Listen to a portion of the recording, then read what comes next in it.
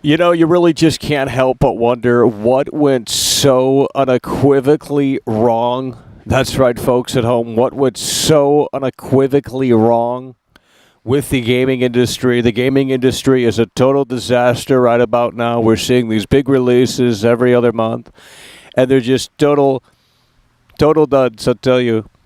It's the saddest it's ever been. It really is, quite frankly. You're seeing all these big games come out after years of hype, and it comes out, and then a couple of weeks later after release, the conversation is dissipating, and people continue to move on to the next big thing, and the game is forgotten about. And we see this time and time again. And I said, look, Xbox should buy every developer, every publisher under the freaking sun, because we want all of these games on Game Pass. Do I want to spend $60, $70 on these disposable games? No, I'm done with that. That's $19.99. We want all of these games to be on Game Pass. They need to take over because the games that are put out today are so disposable, it's not even funny. The games that come out today are so disposable, it's not even funny. But people don't care, you know? They get that dopamine hit. They get that dopamine rush. They go out and they buy this. And I'll tell you what, it's so sad. Why would you buy Starfield when it's going to be on Game Pass day one? Just think that through for a moment. What are the downsides to Game Pass? Oh, you don't own the game? Well, what if the game's trash? What if the game is trash? Would you want to own Starfield if it's trash? I don't think you would. So why would you not subscribe to Game Pass to play this game right here, Starfield? Why would you not subscribe to Game Pass? Leopard super chatted 13 Canadian dollars and 99 cents. Poppin' that sweet cherry in a way that makes sense. That's what we're talking about. Leopard coming through hard and strong with a $13.99 Canadian dollar. That's what we're talking about. Hell yeah. By the way, I appreciate that Leopard coming through and doing so in a way that makes sense. We are live out here, folks, at home before the storms make their way. Leopard coming through, popping the cherry, doing so in a way that makes sense. We are out here live, ladies and gentlemen, folks at home. And we hope you're having a fantastic day in your neck of the woods. We need some more conversation in that chat. I'm glancing at the chat right now, and it's pretty inexcusable, to be quite frank. We need more conversation, you know. We need more conversation in that chat. If you got nothing to talk about, you're a fake gamer, we'll ban you right on the spot. Of course, I'm joking, but maybe not.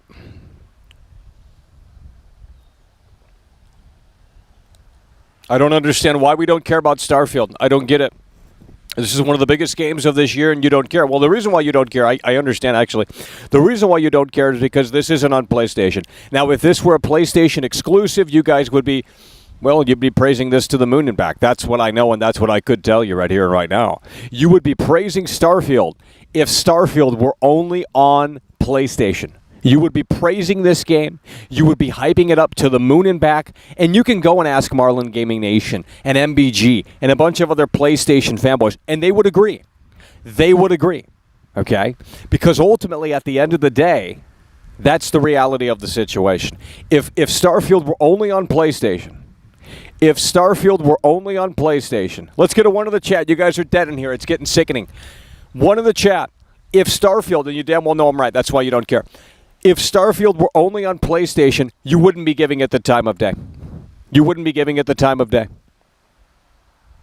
I mean, you would be, actually. That's what I meant to say. You would be giving it the time of day. But since it's only on Xbox, you don't care. And it's sad. It's sad, guys. We need more likes. We need more participation in the chat. And if you can go above and beyond, and not many people in here can, because they use the excuse that it's like, oh, it's Biden's economy. And it's like, guys, you're just poor. Admit it. You know, I went to Beverly Hills and I saw people flaunting what they have. So, not everyone is poor, okay? I'm just going to say that. And I know you guys got the Bruce Wayne bucks, okay? And if you can deploy them, that's fantastic. If not, we understand. But with that said, at the very least, let's hit that fucking like button. The like gang always slacks in here. You got to pull teeth to get likes in here. It's unbelievable. It's like, why do you join? You're down so bad you can't help but just tune into these streams, but you can't enjoy that. I think this is sort of an abusive relationship for a lot of people. It's like, well, you love the toxicity, you love the back and forth, but you pretend to hate it, and yet you tune in every day to continue to absorb it and consume it. So obviously you don't like it because you're not clicking on that like button. So sad. So go out and buy Starfield for $80, and then when you're disappointed, don't come crawling back because, well, the writing's on the wall right here. You don't care. You don't care, but if this were a PlayStation exclusive, you would be jumping up and down for this game. It would be hailed as the next big Sony game, and the PlayStation fanboys would crawl out of their cave and say, oh, look at the Xbox fanboys. They got nothing to play. We got Starfield. So if the tables were turned here, you guys would give a damn about Starfield if it were only on PlayStation, but you don't care because it's not on PlayStation, and it's the saddest it's ever been. That's your narrative right now, and you're jealous that you can't play this because you don't care about Xbox. You're not subscribing to Game Pass to experience this. That's the reality of the situation. If this were only on PlayStation, and I could sit out here and I can repeat this for the next 45 minutes, if this were only on PlayStation, if Starfield were only on PlayStation, you guys would be having a heyday here with this game, and you would be saying, wow, Todd Howard's hit that home run. This is going to be fantastic. This is going to be amazing. It's going to be incredible. We cannot wait. 25 years in the making. But since it's only on Xbox, you don't care. Funny thing is, the ironic thing about that is that at one point this was going to be a PlayStation exclusive. This was going to be a PlayStation exclusive. Phil Spencer stepped in and said, hey, wait a minute, we can't let that happen. I don't know the actual story, but I'm assuming that's what happened. And with that said, obviously Microsoft now owns Bethesda and what have you. So it is only on the Xbox ecosystem and PC. It's not on PlayStation. Never will be. Not on PlayStation. And that's why there's such fake animosity towards this game, fabricated hate for this game. They don't really hate it. They're just jealous that they can't play it on their PlayStation. But really, this game doesn't fit on PlayStation because it's not a movie game. I'm hoping it's not anyway. It's not a typical over-the-shoulder third-person movie game. And you guys can't handle anything but that on PlayStation. You want more of those movie games where you just walk around and trigger a cutscene, and then it's like, oh, looks like a movie, Well, that's boring. It was interesting in 2012, or whenever The Last of Us 1 came out, 2013 and beyond. But in 2023, the formula needs to evolve, in my opinion. And quite frankly, this game just really doesn't fit within the PlayStation sort of umbrella. It really doesn't when you look at this. It doesn't fit in the PlayStation umbrella because this is it's a lot bigger of a game than a movie game, hopefully. So it's over.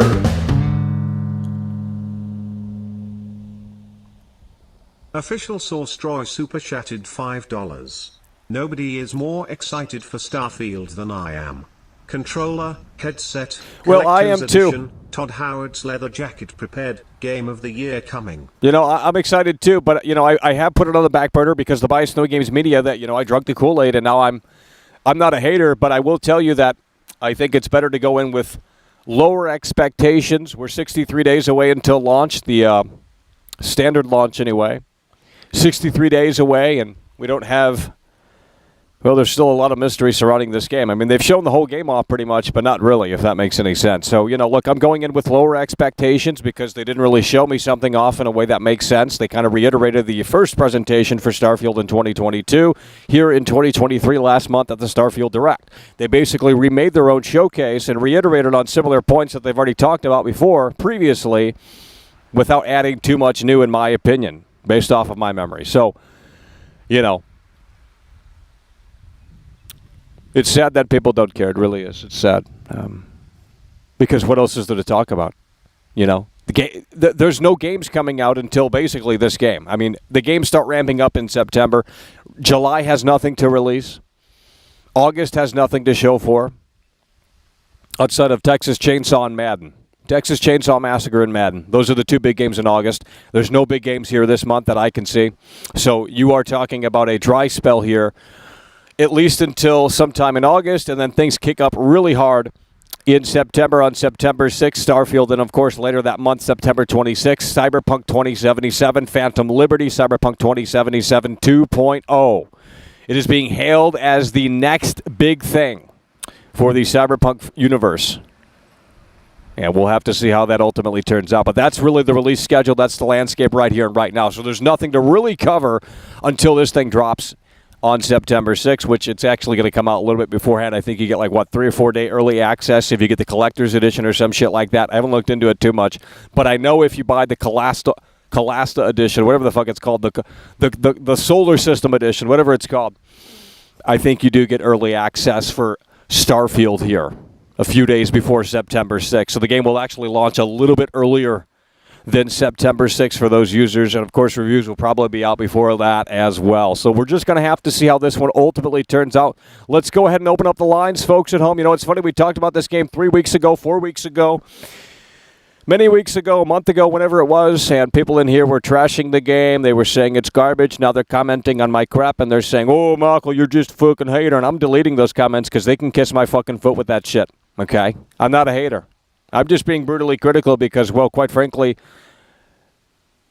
what they have shown off here isn't totally impressive. You know, my jaw's not necessarily on the floor. And again, the beauty of this whole thing is that it's on Game Pass day one. You guys are seemingly just omitting that. You don't care about that. It's on Game Pass day one. I know that's not in the marketing that much. It's really not. They've thrown that to the back burner because they want you to buy the Outer Galactic Edition. But with that said, this is on Game Pass day one. You're going to be able to experience Starfield on Game Pass day one. And quite frankly, unless the review scores are incredibly high, if this gets like a 92 on Metacritic, I won't play it on Game Pass. I'll buy it. You know, they sit there and they try and justify their purchase by saying, well, reviews don't matter. But then they do matter when it gets a high score, but when the game gets a low score, it doesn't matter. It really is over, and it's so damn sad. Dr. Hannibal Lecter coming through with the 10. Hell yeah, by the way, appreciate that, Dr. Hannibal Lecter. Hannibal Lecter super chatted 10 euros. I am ready to jiggle my joystick. Riveting super chat. Really adds a lot to the show. All right, let's go ahead and open up the lines. 818-824-4937. The number to call in. Yesterday, the... Oh, Jesus Christ. We're going to have to increase this right here in a way that makes sense. Let's go ahead and get some of these calls on the air before the rain comes in here. That's what we're talking about. Hell yeah, by the way, appreciate that. 818-824-4937. 818-824-4937. The number to call in is on the screen. Hello, you're on the air. What's your name? Where are you calling from? Oh, wait, we actually hit the wrong button. 818-824-4937. Let's wait a little bit before we take calls because usually those first two callers are a bunch of losers. 818-82, not that they are, but I'm saying typically that is the case. 818-824-4937. The number to call in. 818-824-4937. We're not going to answer those calls right now. Call in later. 818-824-4937. The number to call in right here, right now. 818-824-4937. We're not answering 79 or 63, so stop calling in. Don't call in. I'm not answering your call. Okay, buddy? Don't call in.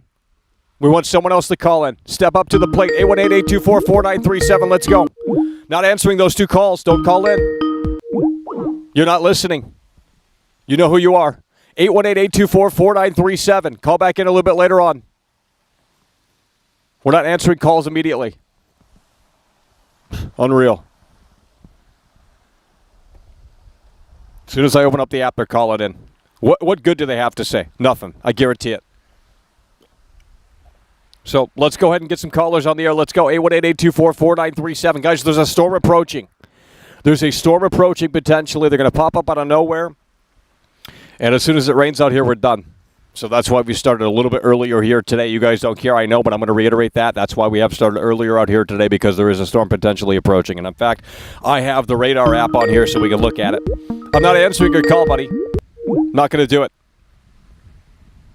Yep, looks like there are storms. 2 p.m., 50%. 50% rain. Not answering these calls. If no one else is going to call in, we're going to close the lines down. There we go, finally. Hello, you're on the air. What's your name? Where are you calling from? 818-824-4937. Hello, you're on the air. What's your name? Where are you calling from? You have nothing to say, nothing to show for. Go tell your mother that you're a loser. Oh, wait, she already knows. Because you didn't become the farmer that she wanted you to be. Farmers are rich, by the way. 818-824-4937. So you should have became that farmer instead of calling into my show on a Tuesday afternoon.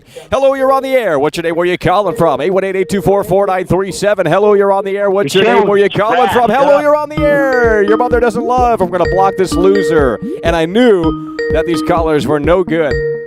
So let's just go ahead and probably block this guy too. 818-824-4937. Hopefully not, but let's go ahead and see. Hello, you're on the air. What's your name? Where are you calling from? 818-824-4937. Hello, you're on the air. Hey, it's Drew from Missouri. Oh, I don't know who that is. How you doing? I think we talked like a week ago. Okay, here we go with this Missouri stuff. It's either Missouri, Washington, or Florida. You're telling me that that's where all of the viewers are from? Yeah, I don't believe it. Missouri, by the way. I'm from St. Louis. Oh, really? Yep. Do you know where Chesterfield is? Hey, have you been to Cairo? Yeah, Cairo, Illinois. Yeah. Yeah, my girlfriend is originally from there. Okay. Do you know where Cape Girardeau, Missouri is? Yeah, but you're acting like Cairo's not a big place. What you mean, homie? That's like totally abandoned. I mean, that's a town that went to. It's the holes are everywhere. There's, it's a shithole down there. Well, I know. That's why it's kind of interesting because it's it once was a poppin' town, and now it's history. It's sad. Yeah. But yeah. I'd say that's probably the worst town for overall when I traveled through was Carroll. yeah.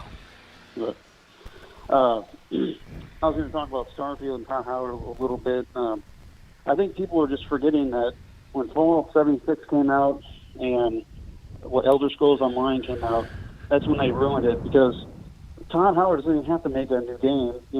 That's this cash cow. He has 2 World of Warcraft games. People just keep eating that shit up. Yeah, but who's playing those games? Imagine playing those games right now. I know. So people are. I know there's losers out there playing the game, and he's getting all this money. So it's like people forget that he's just making money no matter what. This Starfield, people already ordered it. It can be the shittiest thing. He doesn't care. Well, that's what I'm saying. That's what I'm saying. I don't know why people are going out and buying the controller, buying the headset when this is on Game Pass day one. Why are we getting sucked into the hype? I mean, look, it's Todd Howard, it's Bethesda. This is their first big game in a long fucking time. It's not Fallout 76 because that was not from Todd Howard. I mean, he did produce it, but that's about it. And with that said, I understand the hype behind this, and I'm hyped for it too. Don't get me wrong. But I am going to be playing this on Game Pass day one unless the reviews are really solid for this one. And I mean really above average. Yeah, I mean, I think what's going to happen is it's going to be good. I can see, like, the review, like IGN and all them, they're going to say, oh, yeah, it's good, but it misses the point.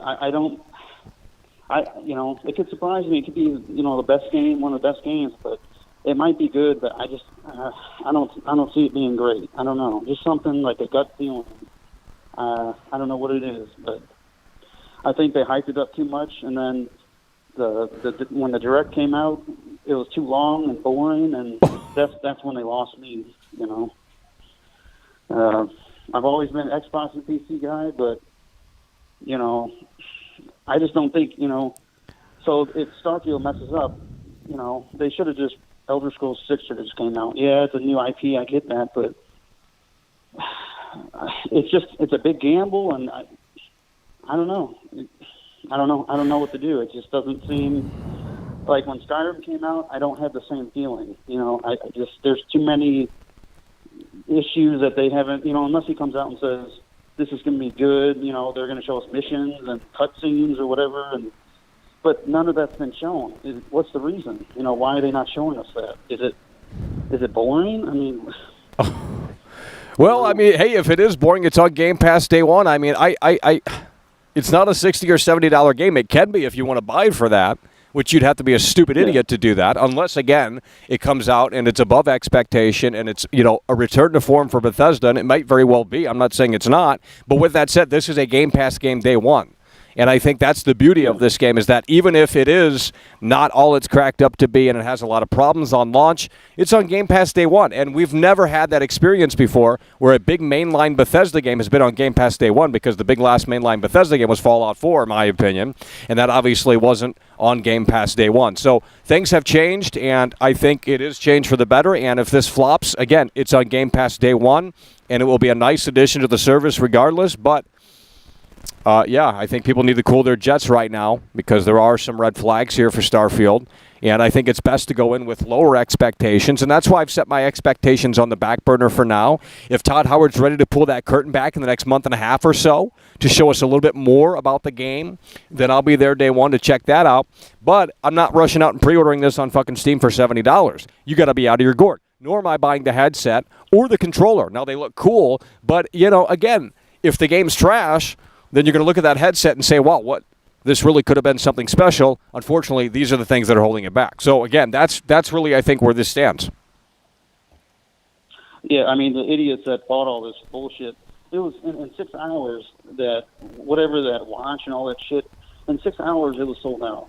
And it's like there's all his money that he needed. Well, right a lot there. of people throw that shit up on eBay and, because it's a hot commodity and you can't get it, so they throw that shit up on eBay, and then a gullible gamer buys it for fucking $500 when it was only $250 or whatever the fucking case may be. So that's what a lot of people fucking do. They buy these collector's editions and flip them or some shit. I don't fucking know, but yeah, I mean, I don't even think it's a smartwatch either, so I don't really know. But it did look kind of cool. I mean, I guess if you're a hardcore fan, if you're totally into this. But right now, I mean, there's still a lot we don't know about the game. There is a lot that we do know about the game, but there's still a lot that we don't know about the game. They haven't shown off kind of the space traversal, really. I mean, they have, but they haven't, if that makes any sense, because you know that it's not seamless. You can't go from planet to planet without cutscenes and loading screen. Well, I don't know about loading screens, but there's definitely a cutscene that plays out. And that just seems like it's going to get in the way. And then again, they talk about this being a modder's paradise, and it's like, well, is the game finished? Is the game chock full of content? Because if it's a modder's paradise, then, well, that implies that maybe it's not. Yeah. If this game came out today, and you just, you put it on your Xbox or PC or whatever, before you start it up, what's your first thought? You think it's going to flop? Like right now, if it came out today, I think it would have some frame rate issues, to say the least. You can see some of that stuff still at play in the latest footage. The frame rate's still not totally solid, and that's a little disappointing. So I think at the very least it's going to have frame rate issues. And I'm not expecting 60. Obviously, we're not getting 60 on Series X, which, again, is going to be disappointing for a lot of people.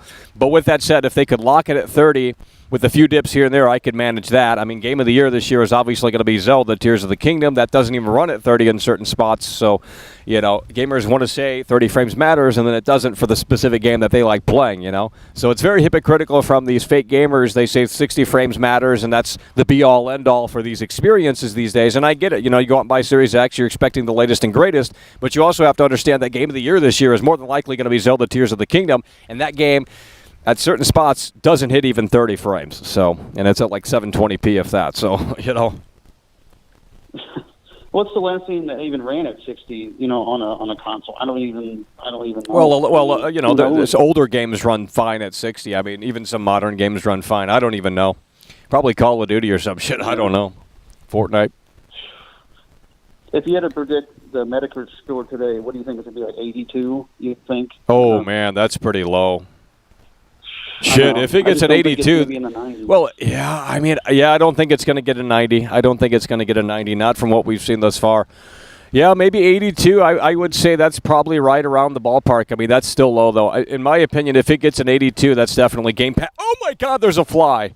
If it gets an 82, in my opinion, that is definitely something you play on Game Pass. Not to say that it's terrible. I mean, Final Fantasy 16 got an 88, and I thought that was pretty low because they hyped that one up to the moon and back. It was Final Fantasy. It was a PlayStation 5 exclusive, and it got an 88, and I thought, in my opinion, well, that's pretty low for a Final Fantasy PS5 exclusive. Nonetheless, this will probably get lower than that. But you know what? If it gets an 88, I think that will be, I guess, pretty good. But at the end of the day, if it gets in the 90s, yeah, that'll be above average or above expectations, in my opinion. So. And last question. I don't know if this is rumors. I don't know if you read any articles. They're saying the next big Bethesda game is going to come out in 2028, Elder Scrolls 6. Have you heard about that? I believe so, but I mean, gee williker. I mean, if this game flops, let's just presume that this game doesn't do well and it gets like an 80 on Metacritic and it's, buggy, it has potential and, this, that, and the third. I mean, who's going to be really excited about the next Elder Scrolls? Because this is, the current, right? Yeah. Thanks to all the Fallout 76 and Elder Scrolls. That's what I'm saying, yeah. That's what I'm saying. So if this does flop, I mean, the Elder Scrolls doesn't even matter anymore. That's a thing of the past. No. So, well, I'll keep the wheels moving. Hell yeah, bro. Appreciate it. I'll Take care, Missouri. Hell yeah. Hello, you're on the air. What's your name? Where you calling from? Hey, Michael. How you doing, man? Yeah, hello, you're on the air. What's up? It's Ryan Curtis. Oh, shit, Ryan Curtis. Where the hell have you been, bro? Holy fuck. Oh, yeah.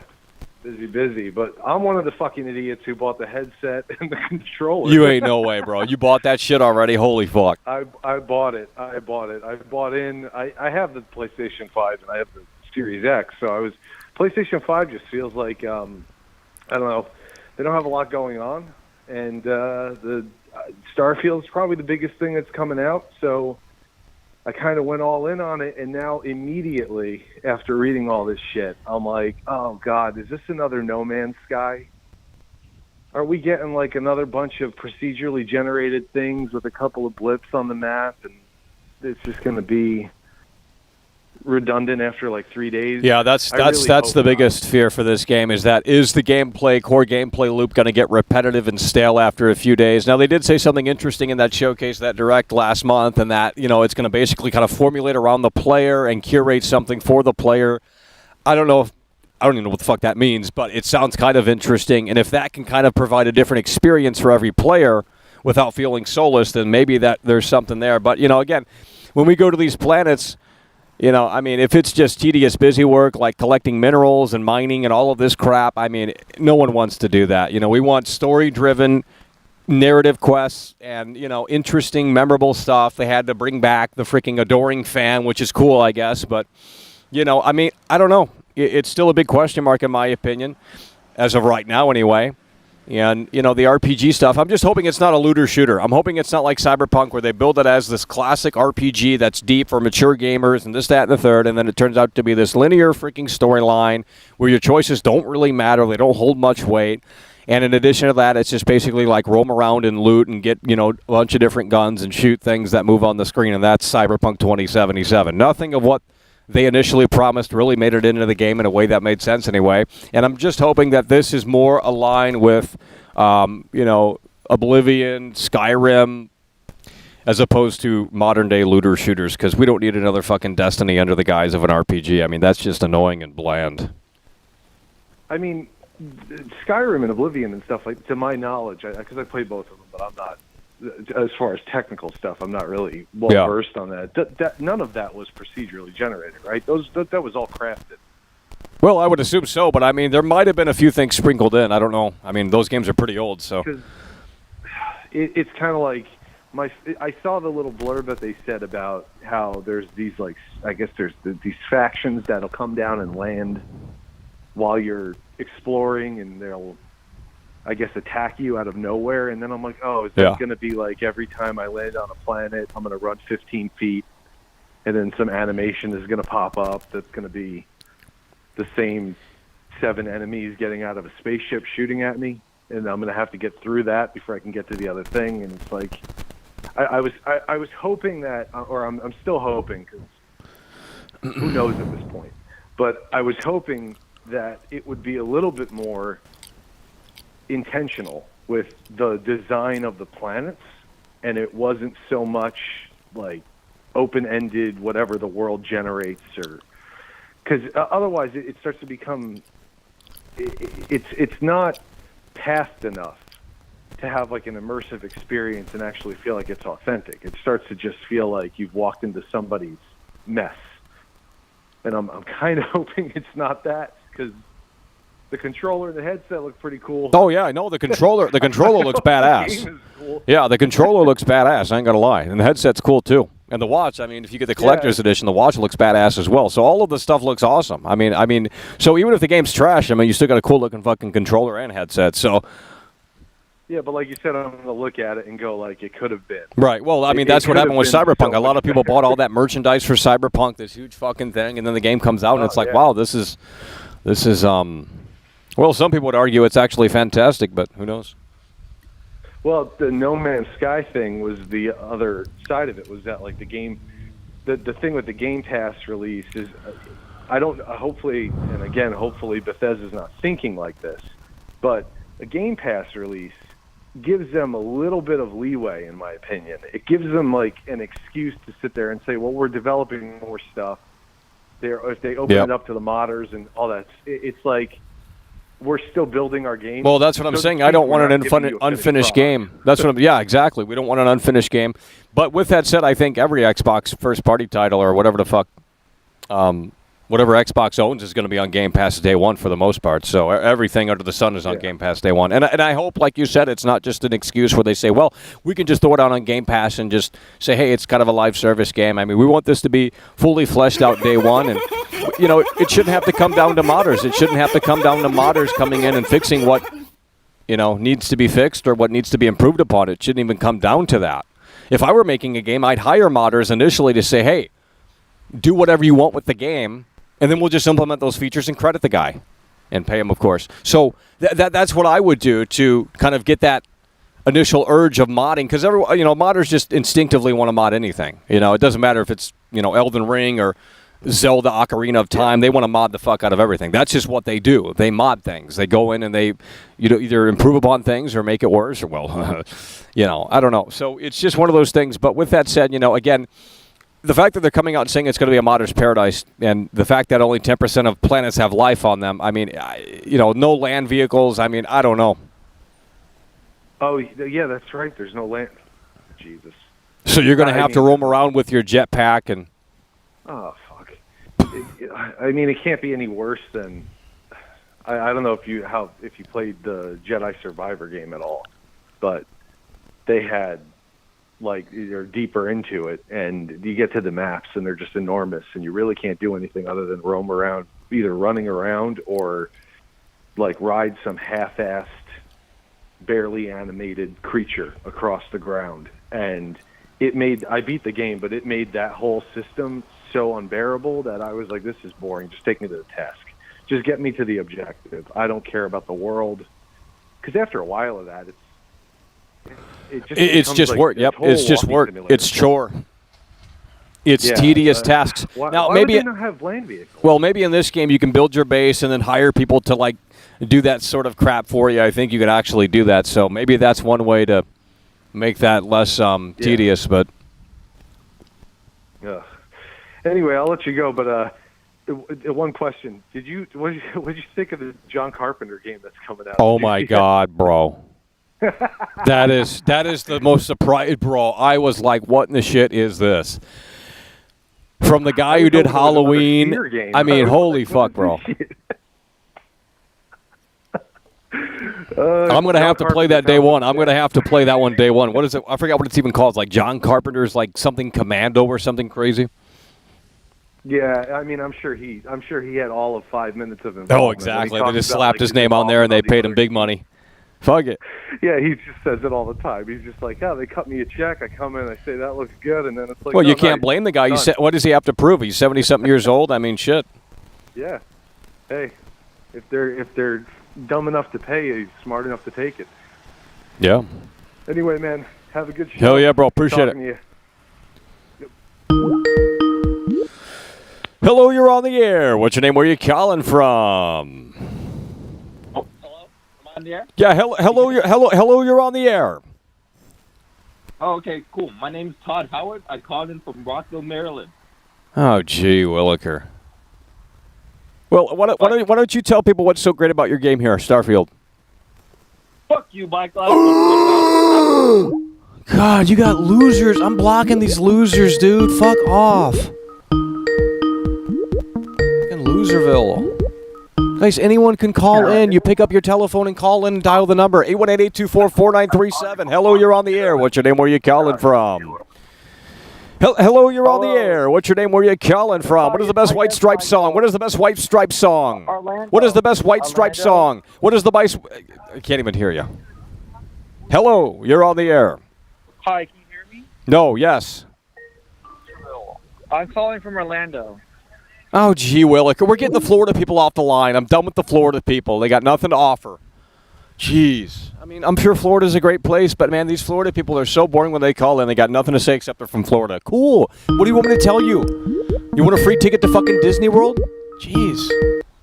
Hello, you're on the air. What's your name? Where are you calling from? 818-824-4937. Hello, you're on the air. What's your name? Where are you calling from? Hello, you're on the air. I can't hear you. If you're going to talk over me, we're going to get you off the air. I'm going to start blocking these losers. Actually, you know what? I think this is the guy that called in initially. I'm going to block this guy. Done. I'm tired of hearing it. I don't even know what he's saying. I literally cannot hear. And he's talking over. He doesn't give me the time of day. It's like, bro, it's my show. I'm gonna let's start the conversation. AI, I can talk to AI better than I can with these people because these people have no social skills. They've never talked to anyone before in their life. So they just, they think it's their show. Sweetheart, it's not your show, okay? Jeez. Go do your own call-in show. Go buy a number. Do your own call-in show. You get 0 callers except your mother. Hello, you're on the air. What's your name? Where are you calling from? Oh, look, the computer's overheating. Not a great sign. Yeah, well, we got to reset the whole call-in system here. The whole call-in system is a little broken here. It is super hot out here today. Holy fucking shit. Let's get a 2 in the chat, folks. Let's get a 2 in the chat. The chat is dead here today. Support's terrible. Hit the like button at the very least if you can. 818-824-4937. We're going to be taking your calls. As we are out here live, ladies and gentlemen, continuing to discuss Starfield, just 63 days until launch. And if you are new, you might very well be new to the channel, please consider subscribing to the show. It is free, 818-824-4937. You can also call in. So if you are coming here from the meme, well, tag along. Or don't. 818-824-4937. Go ahead and take these calls here, 818-824-4937. The number is on the screen. You can call in live right here and right now as we're taking your call. 818-824-4937, the number to call in right here and right now. 818-824-4. Hello, you're on the air. What's your name? Where are you calling from? 818-824-4937. Hi, yes. Let's talk about the submarine. How much you going to pay? Donate $5 right now and we'll talk about the submarine. I'm done with these losers. I've already blocked that guy and he keeps calling back in. Ryan Curtis super Holy chatted shit! $50. Gotta pay the troll toll. Oh my God, Ryan Curtis just dropped the briefcase. Ryan Curtis just dropped the damn briefcase, bro. Holy shit.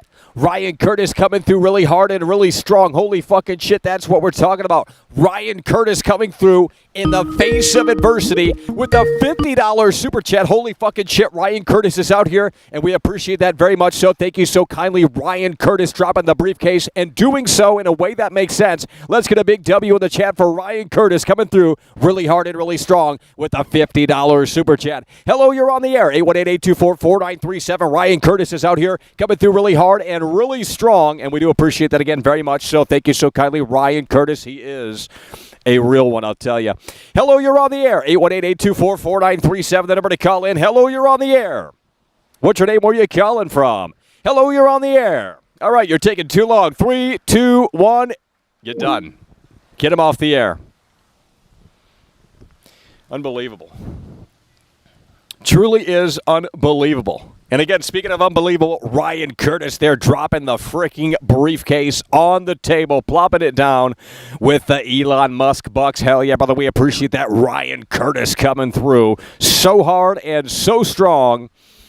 And we do appreciate that again very much so. You can call in right here and right now, 818-824-4937. Pick up the telephone today and call the number and call into the show. Or don't. It is up to you, but you can if you would like. 818-824-4937, the number to call in right here and right now. Live call-in special talking about a dead game known as Starfield. But here's the thing. Again, if this game were only on PlayStation, and it's not, but if this game were only on PlayStation, the conversation would be very much so different because ultimately, at the end of the day, the PlayStation fanboys are mad that this is not on their console. They are mad that they cannot experience this, and they are mad, and as such, they're not going to be giving this game the time of day. And that's really the one thing that is going to be holding this game back, the Bias Noise Games Media. They're already hard at work with these articles. The negative is outweighing the positive here with Starfield, and so many content creators are making videos on this game, and they're saying, oh, the game's garbage, and it doesn't have this and that. And that's, again, a part of the Bias Noise Games Media effect. We told you that this was going to happen, and it's already convinced me that, well, maybe we should wait until Game Pass. This Bias Noise Games Media, they're hard at work perpetuating this idea that this game's got to be trash. And it's so incredibly sad. 818-824-4937. Hello, you're on the air. What's your name? Where are you calling from? Hello, you're on the air. Hello. You know who this is, baby. Well, I mean, I do now, but it has a random number on the screen, so, there's no caller ID here, guys. What is going on? Any updates? Well, you know what? Any updates? Well, I felt inspired by Ryan, because I too bought the headset for Starfield. What I a too loser. I mean, pulled you up gotta Ryan. be kidding me. It's over. What do you mean? I even bought the collector's edition, baby. Let's get it. Unbelievable. Ryan Curtis super chatted $50. Oh yeah, I'm gonna be Holy So shit, far. Ryan Curtis is coming So through far. strong and hard again. Holy shit, Ryan Curtis is dropping the briefcase yet again with the $50 super chat, two-time Tony Hawk combo. The $100 super chat from Ryan fucking Curtis. That's what we're talking about. A real fan, a real OG coming through really hard and really strong, and he is in the entertainment business. He is a solidified W. That is what we're talking about. Ryan Curtis coming through in the face of adversity really hard and really strong with the $100 super chat. The Bruce Wayne Bucks are on the table thanks to fucking Ryan Curtis. That is what we're talking about. Ryan fucking Curtis is coming through so hard and so fucking strong. Holy shit.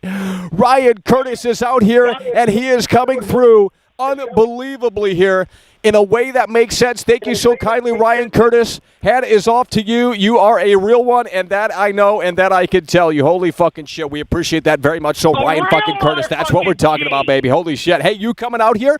I've heard a couple of people might be coming. You coming out here for that PS5 and more?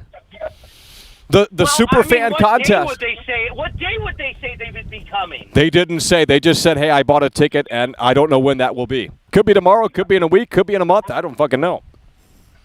But you're going to be streaming every day, that's right? Exactly.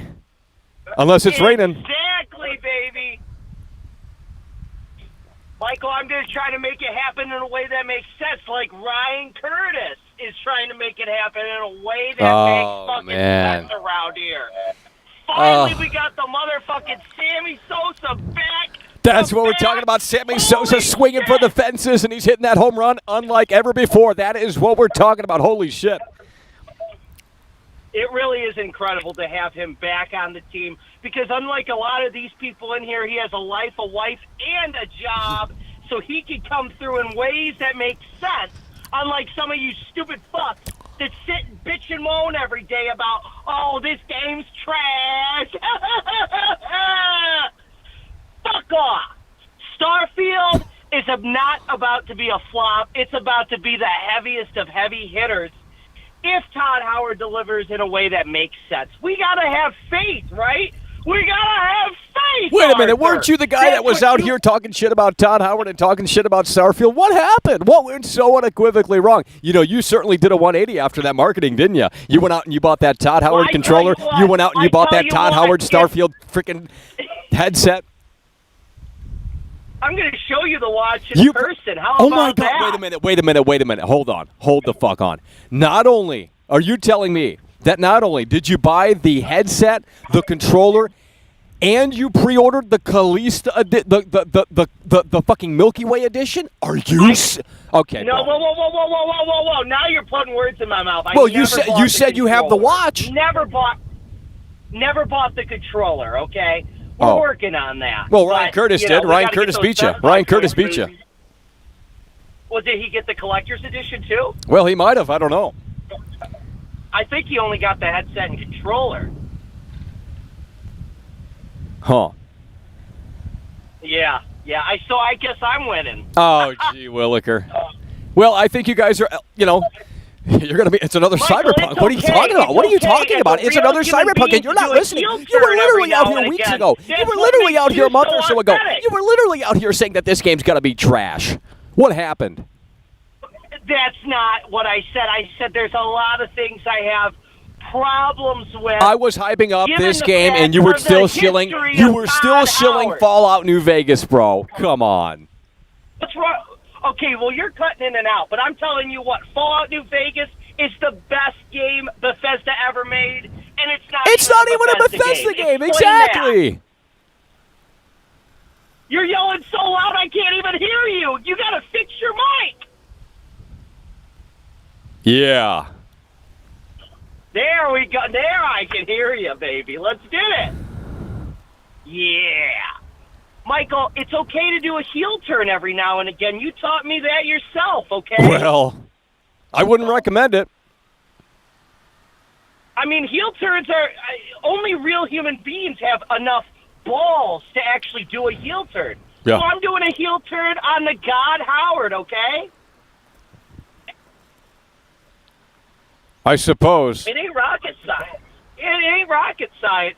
You know, he's promised us one of the best role-playing experiences we'll ever deliver. Now, I haven't seen that yet, but I have seen the fact that this game will be more successful day one than Cyberpunk.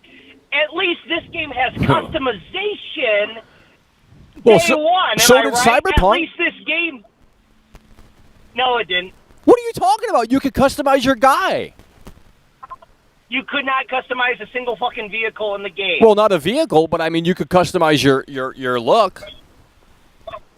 I mean, what? So I look like less of a fucking retard than I did before? I mean, come on, man. It literally looked like a 19... You saw the Chrome Cat video. He literally compared it to, like, a motherfucking 1980s. 80s, like, that's how everyone Well, he looks might in be the coming game, back here bro. for Starfield. He might be coming back here for Starfield. I mean, after that controversial video, he's going to have to get a big W here with Starfield. And if Starfield is a disaster, and I hope it's certainly not, but if it is, he might very well come back for this one. Well, I hope he doesn't have to. Yeah. Because we really need a proper role-playing game. And I'm serious. This genre of game of which I love and care so much for, you saw the hours itself in Kingdom Come Deliverance and in Fallout New Vegas. And, man, mind you, that's only on the PC. I have 125 hours. Imagine what I used to do back in the day. I mean, this is what I live for as a gamer. Very concerning. Very concerned if this is not what he said it's going to be. He said that this is going to have Oblivion-like dialogue. Good thing to fulfill. I agree, yeah. Well, we'll have to see. I mean, I would hope it's better than Oblivion, but... It's going to be hard to top their best game they ever made, which is Oblivion. Skyrim sucks compared to Oblivion. Yeah, a lot of the quests were not memorable, and it was just... Yeah, it's a bit of a drag, isn't it? Bit of a drag. The repetitive nature fucking thing you do in Skyrim. It's like, dude, did they just copy and paste the same fucking shell over and over and over again? What was going on in their heads? And I don't understand why people love that. I have more of an appreciation for Oblivion personally. Well, what they do is they download these mods for Skyrim where you can have like a family in the game. You know, I mean, all these gamers just don't want to go outside and live it for real. They want, and that's why the Chat GPT thing is taken off. They don't want to talk to people in real life because they're afraid of what people are going to think. So what they do is they go download these Chat GPT mods and then start talking to these fucking this fake ass robot. Basically, it's kind of sad. It really is. I mean, that's what happens when you because it's exactly it's a substitute when you could be doing the real thing. And in the real life, you know, you talk to someone, they might scratch your back. You know, they'll throw you a bone once in a while. So I don't know. No, it is rather perplexing, honestly. I mean, I play video games to have fun, and I want them to be good quality because if I'm going to be wasting my time, I'd rather it be time well wasted, if you catch my drift. Yeah, but now people want to fantasize about a virtual world, and it's becoming more and more a reality. You know, they don't want to leave the basement, and now they want to just play these games. Yeah, and they want to talk to these robots that, you know, I just saw this Chat GPT thing in the Matrix demo. They put it in there now. And it's a free demo. I don't know if it's a fucking virus or not, but I was thinking about downloading it, and it's like you can talk to all the NPCs that are just roaming about in the Matrix demo that released on PS5. It's obviously on PC, and it has the Chat GPT stuff in there. And it's like, well, this is cool, but it's also kind of like pointless because, well, you know, I don't know. Hello? It's over. Well, no, I can hear you now. It's cutting out. It's kind of like... Oh, fuck. Yeah, it's been cutting out ever since I joined. Has anyone else had this problem? Well, you know, you're probably on the road in the middle of nowhere, you know. The connection just is a little too spotty. It's over. Might be going to get grain for the horses. You might have put two and two together, but shit. Listen, here's the bottom line, though. You are absolutely right about this. I think that's actually one of the... Yeah, and I'm worried about... You know what? And here's the other... That is concerning that they just want to open it up to modders. That is genuinely concerning. It's not that I don't appreciate Bethesda's ability to allow modders to do their own thing in games. I mean, they actually brought a little realism back to Fallout 4 by actually adding what would be modern guns, like we had in Fallout New Vegas, which is in fact lore friendly. And for whatever reason, Todd Howard decided, no, we're not going to have modern day assault rifles or guns, which is completely against the canon of the actual universe itself. I mean, there's a Desert Eagle in the game. It's over. You got the fucking American M4A1. You know, and there's tons of actual Super relevant chatted guns. $10. L Senator. Starfield is giddy. Starfield guy girlfriend is going to be the next best thing. Gary from the Vault said L Senator. L Senator, riveting. Riveting. What is going on? I don't know what's wrong with Gary. You know, he must have something up his ass again. He does like to put things up there, I heard. So, wouldn't shock me one bit. You know, he's probably getting just a little prickly down there. Might need to add the lubrication back. Hopefully it would make sense. You know, just pull it in and out a little bit more, you fucking asshole. But other than that, man, I need this game to deliver. I do. I mean, if Xbox does not have one fucking game for their platform that's actually engaging, that you can actually dump tons of hours into, what the fuck is the point of the Xbox itself? What's the point of being on Team Xbox? I mean, seriously, dude, if it ain't Starfield, what the fuck is it gonna be? Show me. I'd love to fucking see it. Well, what's that one game? Stalker 2, but that has no release date, I believe, so. Well, that's because Putin keeps winning the war, so it's pretty hard for Ukraine to make a game when he keeps kicking ass, so.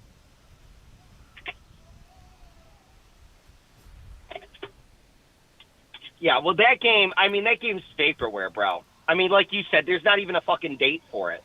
And as hyped as I am for it, like you said, you haven't seen anything about it in how many fucking months at this point? Well, wasn't that supposed to come out late last year?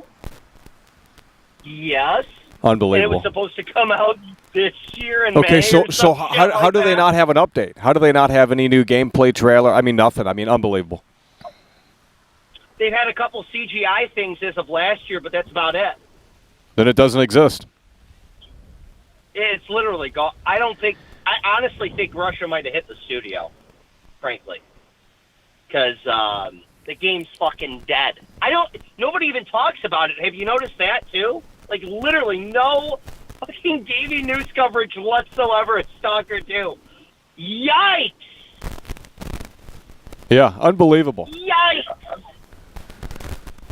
Michael, it's concerning. Wouldn't you agree? Like Xbox, if that's it, what the fuck is after Stalker 2? Well, that's what I'm saying. This has to hit that home run, and that's what I said weeks ago. That's what I said months ago. I said this is a big one for Xbox. This is a big one for Game Pass. This is a big one for Bethesda. This is a big one for Todd Howard. This is a big one for Phil Spencer. This has to hit that home run, at least in some regard. Huge. But okay, to you though, when you say hit that home run, what do you need to see day fucking one, man? I need to know. Okay, if I jump into this game and the NPCs are too robotic and it just doesn't feel like it's an evolved game from Skyrim or Oblivion, then I'm going to be disappointed. I'm not expecting Chat GPT shit because that's fucking soulless. But with that said, you know, we do want to see sort of an evolution in some of that. I would agree, and they supposedly have the new engine, so there's no really rhyme or reason they can't deliver on that then. Yeah, and your choices matter, like Fallout New Vegas, where you can basically carve out your own story. If you don't like this NPC, you can take out that NPC, and that affects the whole storyline, and that could potentially take out quests. So is any of that stuff going to make its way over here? I mean, we don't know. I mean, I haven't seen anything. Michael, the problem is he hasn't spoken about that. He did that 2 years ago. Remember, he compared it to Oblivion, and that was that. He didn't even mention that this time around. That's what concerned me. There's no emphasis on dialogue.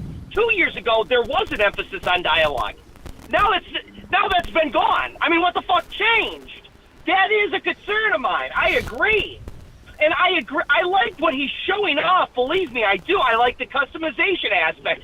I like the fact that you can put bases. It's over. I like the fact that you can build spaceships. I like that. I like that ability. I like that. Snurf I super supposedly chatted have a family in the $10. game, or I Senator could doesn't choose to have return a my family. calls. I like We that had the one biggest night for fans all back in the that. game. He But said the he's thing never is, done it. I you said can't I'm just say, down, "Oh, Cal. look, we Next got a thing you fucking know, meme the in the couch game, is so pregnant therefore we're and gonna have Donator dialogue." ghosted That's not now. how that fucking works. Yeah. And I'm dead ass. If I can't go in the main quest and fucking murder them all like Jeffrey Dahmer, I'm gonna be fucking pissed. Well, I mean, it's on Sometimes I just it's on want- Game Pass day one. You're gonna love it. Only $15. Oh Lord. No, I'm gonna get the watch on. I'm gonna pop open that beautiful case. I'm just. Well, gonna hell, look you at might it. as well That's all I pre-order can that do, Cyberpunk right? DLC while you're at it too. Two big disasters come Whoa, September. whoa, It's gonna be okay, over, bro. Okay, whoa. Okay, whoa. No. We ain't touching that slop. Are you fucking Oh, I'm kidding me? playing that day one. They said this is Cyberpunk 2.0. In fact, let me see if I have the screenshot. All of the improvements, this is going to blow your mind. I don't know if I have the screenshot. Actually, I do. It's right here. This is what they're saying about Cyberpunk Phantom Liberty. It's going to blow your mind right here. Cyberpunk 2077 Phantom Liberty, completely redone perks and skills, completely rebuilt enemy and friendly AI, new cyberware system, new vehicle combat, new police system, new weaponized vehicles, new relic skill tree. Vehicles are now bought through website. UI and UX completely redone. New courier missions. You can hack cars. Dynamic faction fights in the open world. Redone loot and difficulty. New enemy variety. And one developer even remarked, "I wish this was the version of the game we shipped at launch." Holy shit, bro.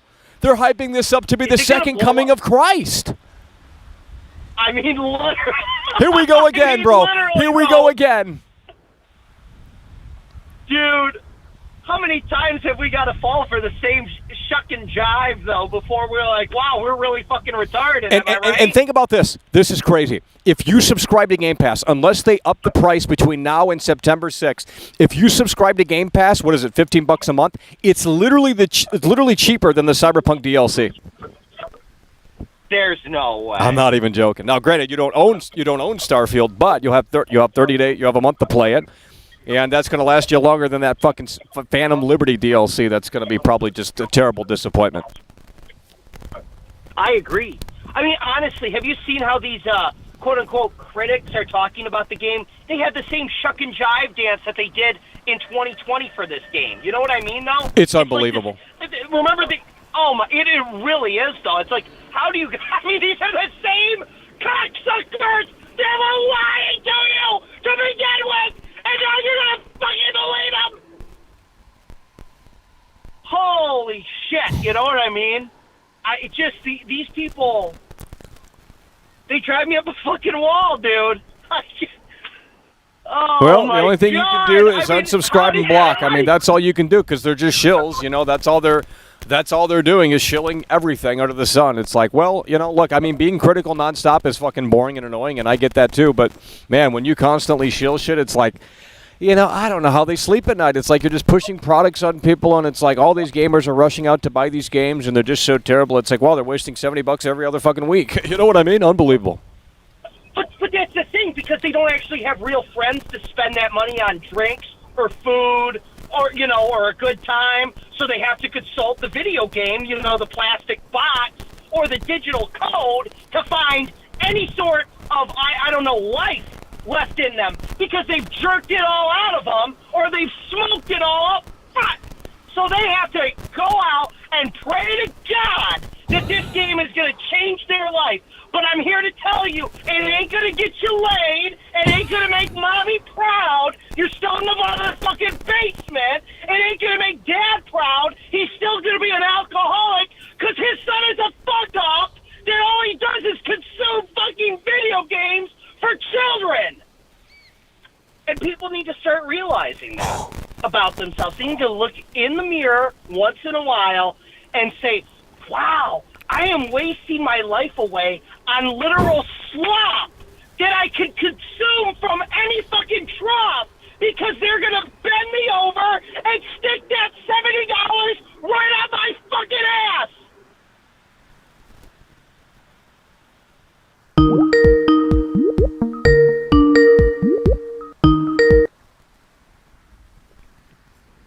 Hello? Bring back margarita in the Oh, cocktail. Lord, we got some losers. Well, actually, Margarita's one of the most, one of the longest members of the show, so.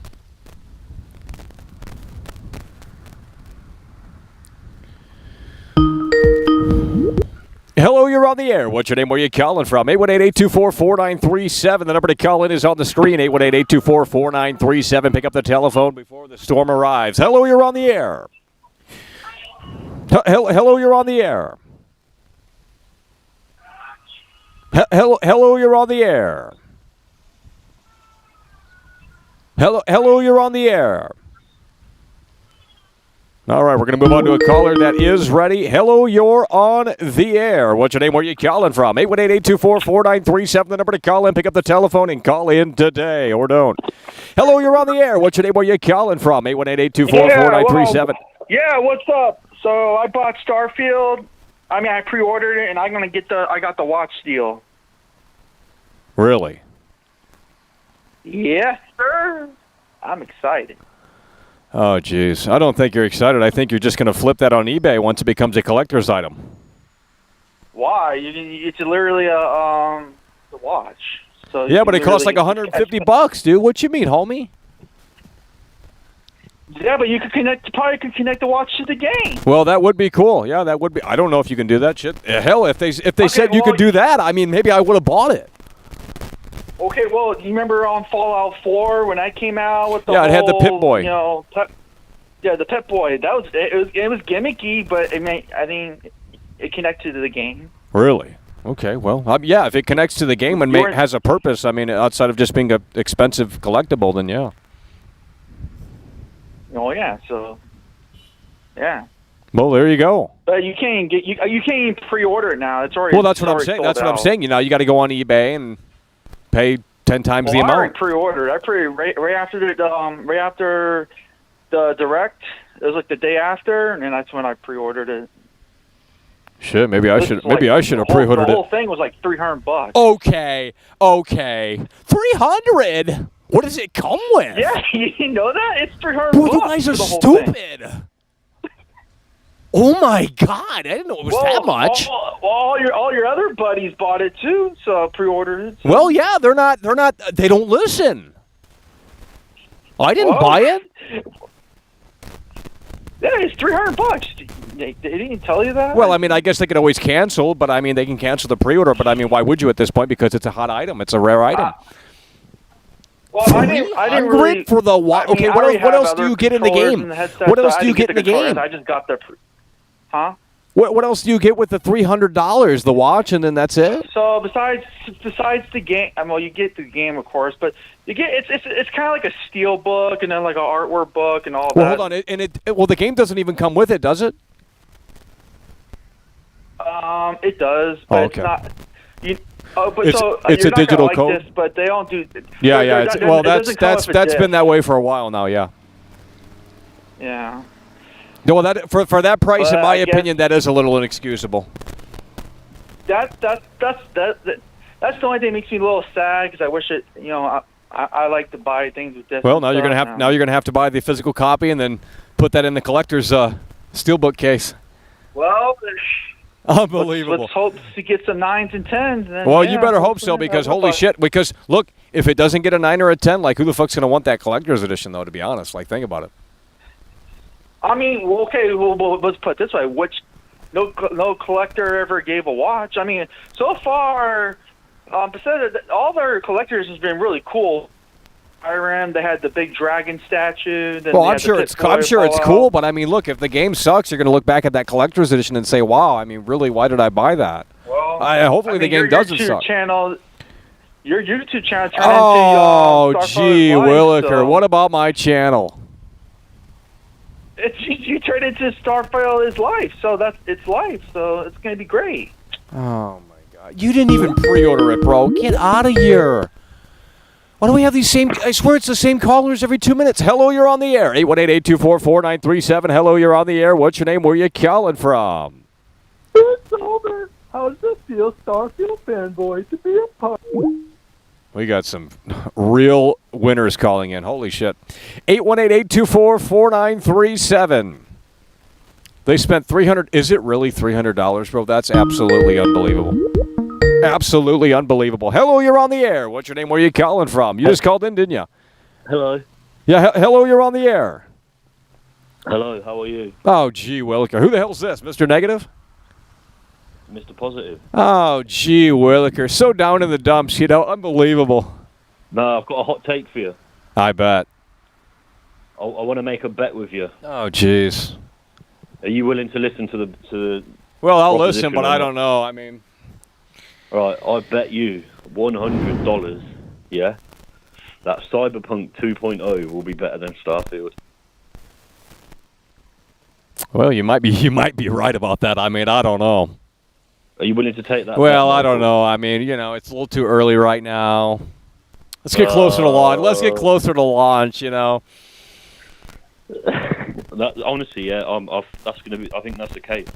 I've just gone through the features you just said about the new Cyberpunk. I think this is it. I think this. Oh my God, you guys! Why are you guys getting caught up into the hype? You were just calling in the other day, like fucking bitching people out, like, oh, they're getting sucked into the hype, and now you're fucking doing it yourself. You're literally a fucking troll. How am I trolling? I was just said, so I'll make a bet with you. Well, you were Mr. Negative. Every game's trash. You know, all these games are woke, and now you just want to sit around and. It's going to be trash as well. It's a Game Pass game. What are you talking about? Yeah, exactly. Is that good or bad? Fuck. It's great. Because it doesn't matter if it's good or great. It's on Game Pass day one. It's over. Gary from the Vault coming through yet again. Snurf super chatted $10. I'd buy Taddy Howard's Us 3D toilet paper toenail clipping cut hair, honestly anything from the man for a lot more. The fuck? I'll be the adoring fan. Oh my God. He's going to buy toilet paper from Todd Howard. Used toilet paper. I mean, we got weirdos in here. Listen, people need to realize Todd Howard is a fucking piece of shit, the same as everyone else. He's a fucking liar. Well, here's the thing: the Phantom Liberty should be free too. I mean, for players that bought Cyberpunk day one, in my opinion. Yeah, well, they should just fucking release that shit for free, man. Fuck. Well, who wants to even play it? I mean, even if it were free, I probably wouldn't want to play it. The only reason I'm gonna play it is to cover it and to see if it lives up to that hype that they're already saying it's Cyberpunk 2.0, and they just now added the police enemy AI chases in there. I mean, you got to be kidding me, bro! It's taken them nearly 3 years to do that. That's stupid. That's what happened. They released the game broke. They released the game completely broken, not ready at all, and then this update is probably what they wanted it to be like when it released, like it said at the bottom of that fucking press release. So yeah, makes sense, doesn't it? Well, they sold a live service. If you didn't update the game, you were stuck with a broken game which is still fucked. Yeah, to this day. You know, and people look at that Cyberpunk clip where I react to the guy T-posing. Guys, that was with the latest update with the psycho tracing, ray tracing, path tracing, whatever the fuck. That was on a PC, you know, at max settings, and they were saying, oh, that's PS4 footage. What the fuck? Yeah, exactly. That's crazy. So maybe this update is what it should have been day one. Well, they better have the whole damn team on that. They better have the modders on there. They better have the whole damn team on there. They better have 300 fucking plus devs on that thing if they really want to fucking deliver on what they're promising again. Because clearly they're just... I've got a guest with me. He's got a hot take for you. Oh, jeez. Go on. What's the best game on PlayStation? Fortnite. Warzone's trash. Jesus Christ. Oh, my God. It's over. What do we like? We like buying V-Bucks? Yes. No. Well, no wonder why you can't come out here to the Phil Spencer Garden. No wonder why you can't come out here to the Phil Spencer Garden. You're buying all them V-Bucks. Yeah, how many V-Bucks have you got? 2,900. That's why the Divide can't come on over. You know, he's broke. He's buying all those V-Bucks. He's supporting Fortnite, and it's over. Listen, I'll see you soon, innit? Don't worry, bro. You can give me a call. Oh, gee, Williger, here we go. Yeah, that's my one condition. I'll come there, but I want a nice big hug when I get there. Yeah. A big what? A hug, a cuddle. What the fuck? Get off the air. Hello, you're on the air. 818-824-4937. Hello, you're on the air. What's your name? Where you calling from? 818-824-4937. Hello, you're on the air. What's your name? Where you calling from? Can't hear you. Okay, I'm from Nebraska. Really? Idaho, Nebraska. I don't even know where Nebraska's at on the map. Omaha, Nebraska. Omaha. Great. You're from Omaha. What do you want? A fucking trophy? Jesus Christ. What the hell's out there? No wonder why you're calling into the show, because there ain't a damn thing to do out there in Nebraska. I've never been to Nebraska, bro. What's in Nebraska? I don't even know where the hell that's at. Is that near I've been to South Dakota one time, and there's like 5 people on the whole fucking thing. You can what? raise farm animals. You want a pig? Well, if you got a ranch, I mean, I might make my way out there to Nebraska. You know, so we can go see the ranch. I mean, shit. It's better than most games out these days, right? Exactly. You get out there on that farm, and you're putting into real work. You know, you're looking at the nature, the living, breathing organisms. I mean, a lot better than playing these games. You can ride horses, too, and, you know. Exactly. Yeah. No, but for real, I'm not from Nebraska. I'm from Florida. I'm done. I wish you were from Nebraska. We're not doing Florida calls. Hey. We're not doing. Hey, listen here, buddy. Listen here. What's your name? Where you calling from? 818-824-4937. Everybody calling. Hello, you're on the air. What's your name? Where you calling from? 818-824-4937. Hello, you're on the air. What's your name? Where you calling from? Calm down. It's my show. I am Jay Leno, and you are the guest. And you're going to listen when Jay Leno lets you on the show. It's that simple. 818-824-4937. Hello, you're on the air. What's your name? Where you calling from?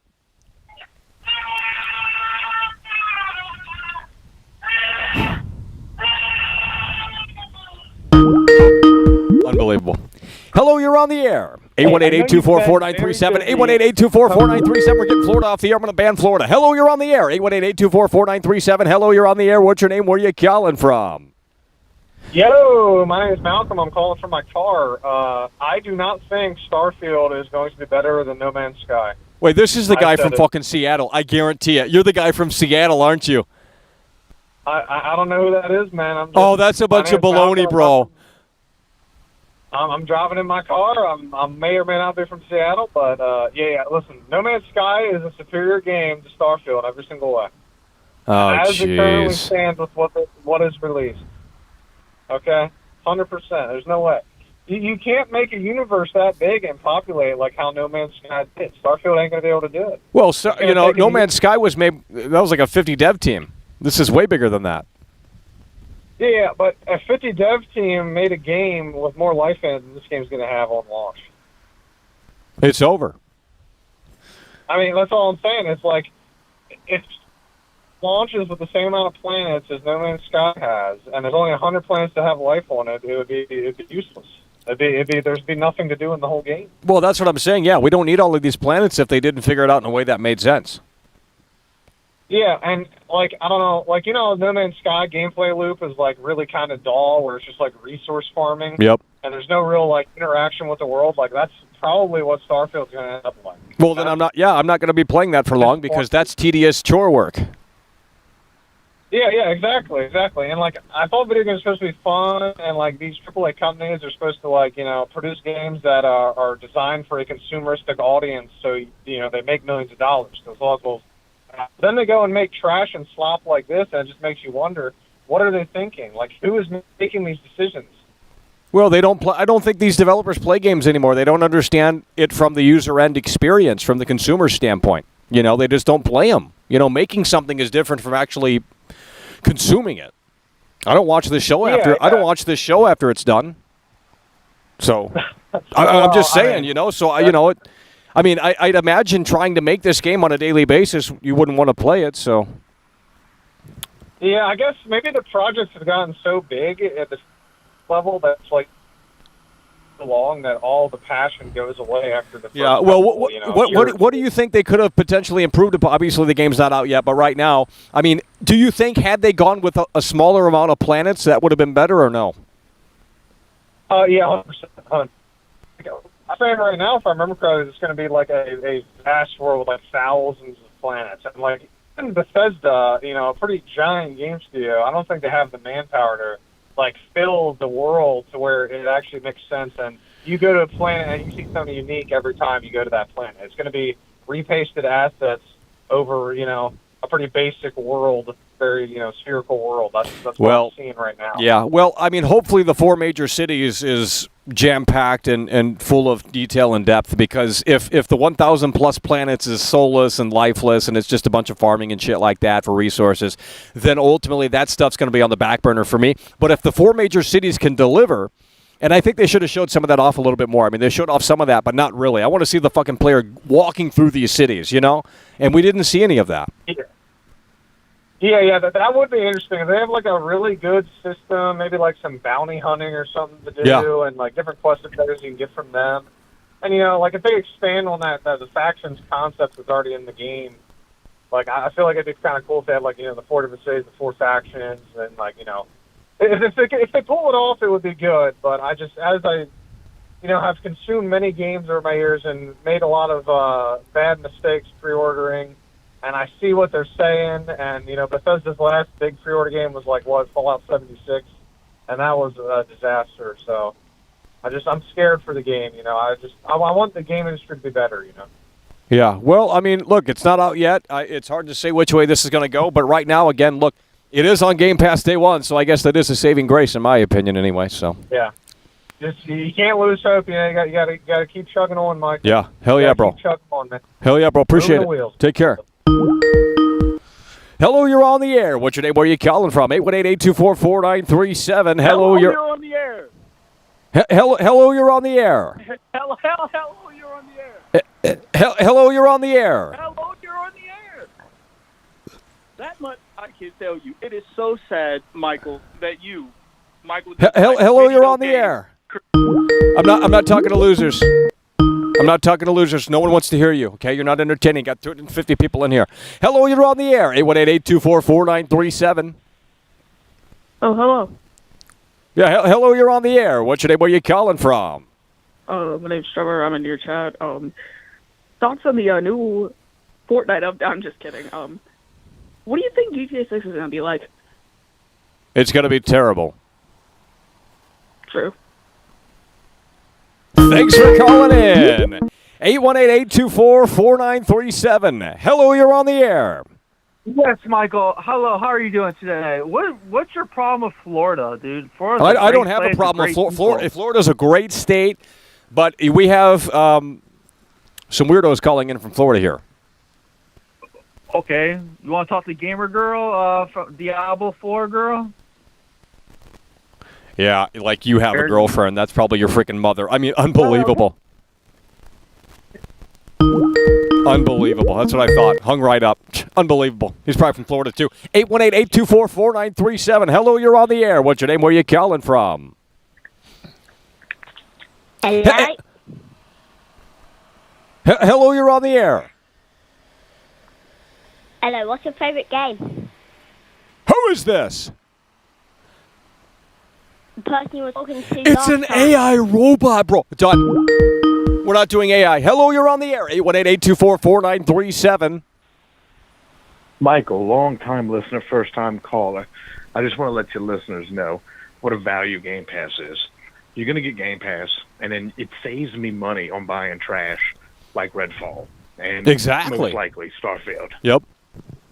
It's incredible. If your audience don't know that, I'm just here to say, And are you excited that they're coming back with the French toast crisp?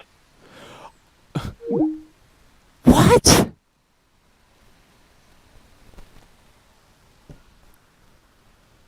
Well, I'm excited if you send me over a box. But I ain't going to go out and buy it. Shit. All right, the lines are open, but they're not busy right now. Let me go ahead and check on the radar here to see what's going on with these storms. 818-824-4937. 50%. Oh, they pushed it back another 30 minutes here. They pushed it back another 30 minutes here. The Weather Channel. Oh. Okay, we can't load that. There's not enough bandwidth. 818-824-4937. Hello, you're on the air. What's your name? Where are you calling from?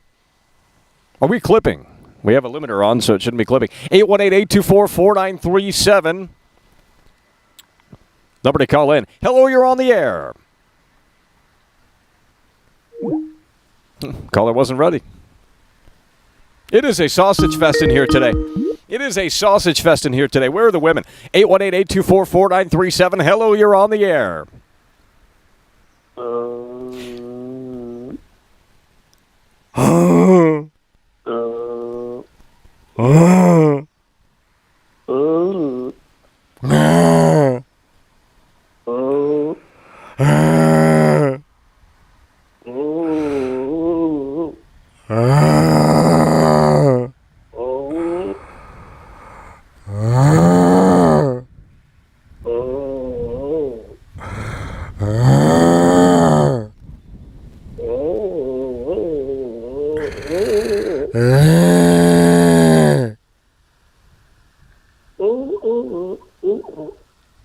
Okay, dude. 818-824-4937. Hello, you're on the air. What's your name? Where are you calling from? Hi, this is Kat from Washington State. Actually, I'm Lady Angel, and you banned me, or one of your mods did. Ain't no way. You got banned? Who is this? Yeah.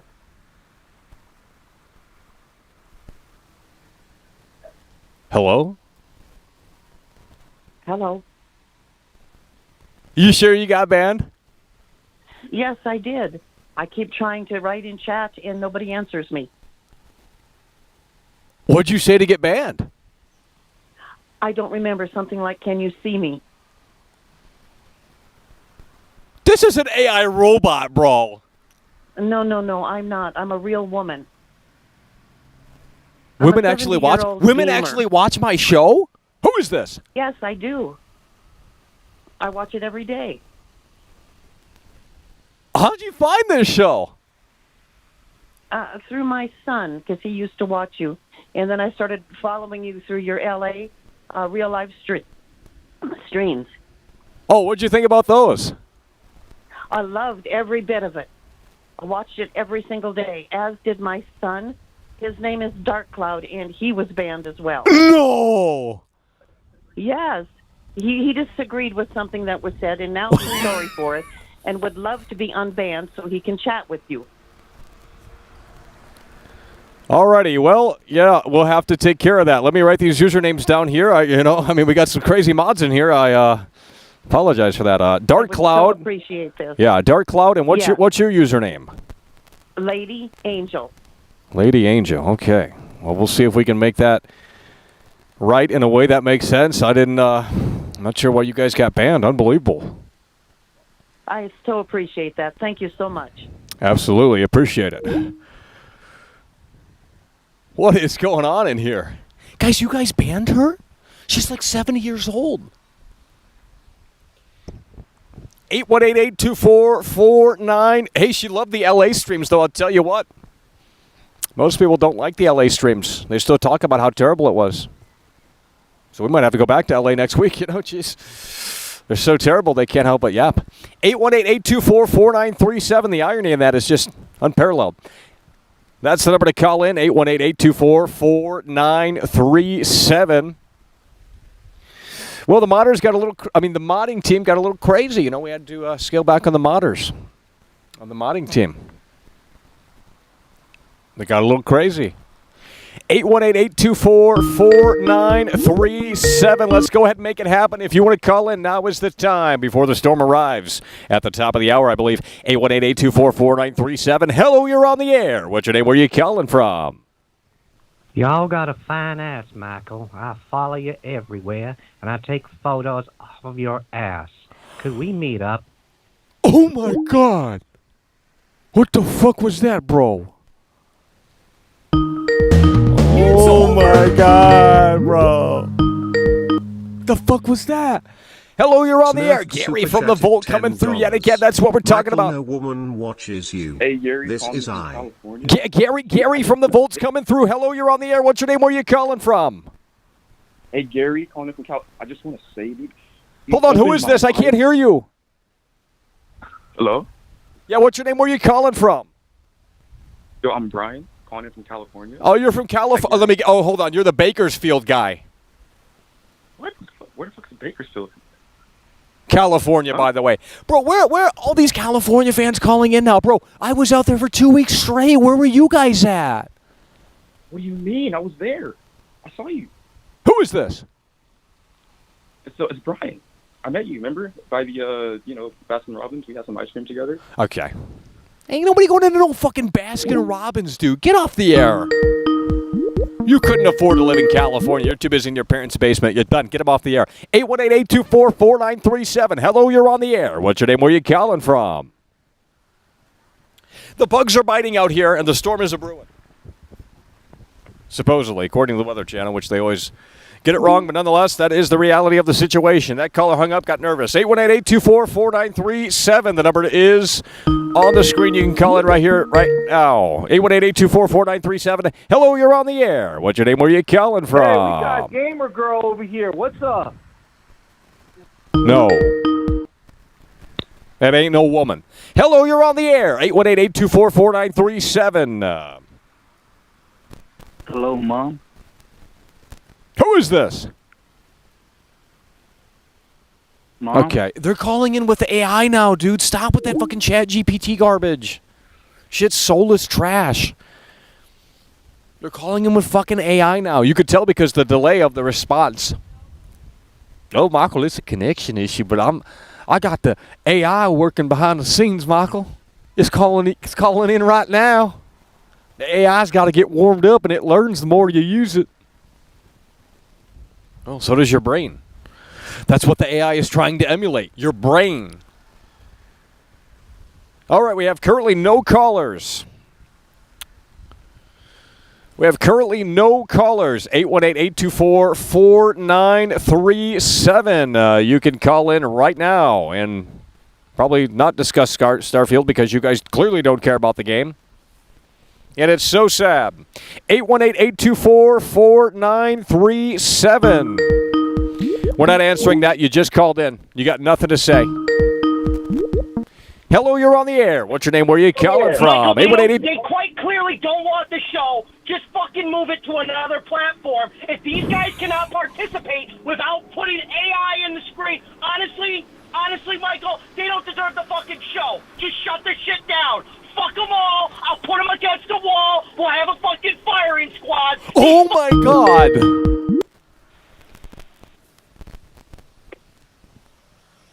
Hello, you're on the air. 818-824-4937.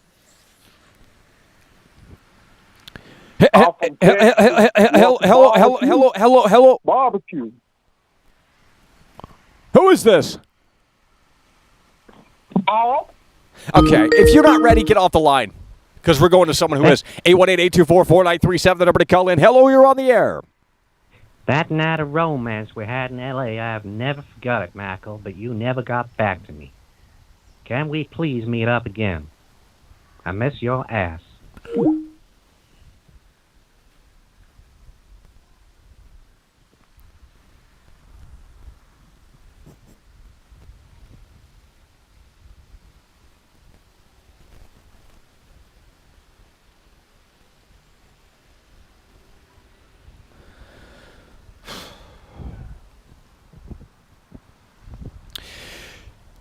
818-824-4937, the number to call in, 818-824-4937. Just got a brand new caller right here. Hello, you're on the air. What's your name? Where are you calling from? 818-824-4937. Michael, we had ice cream. I remember, I got to tell you something, man. I'm pregnant. Okay. I mean, it's just getting cringe now. It's just getting pure cringe. Guys, I'm not going to keep answering these same two callers. They have nothing interesting to say. They got nothing interesting to say. Let me look at this radar here. Nope. I'm not going to keep answering the same caller. We're not doing that one caller bullshit thing, okay? Kiss my foot with that. I got to see where this storm is at, and it is approaching. But this weather radar is terrible. Guys, I'm gonna end the line because it's just some loser calling in with the same number.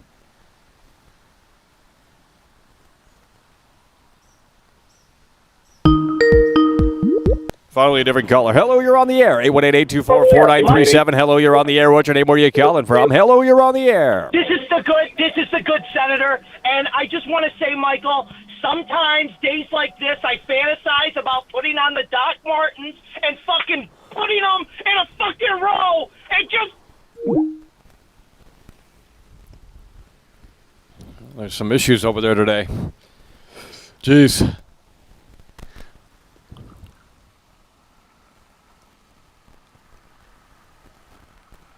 Well, I thought it was going to rain. Was hoping it would rain, so we had to...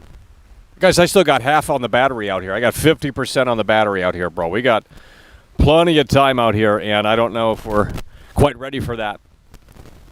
But if you are new, please consider subscribing to the channel. Click the subscribe button.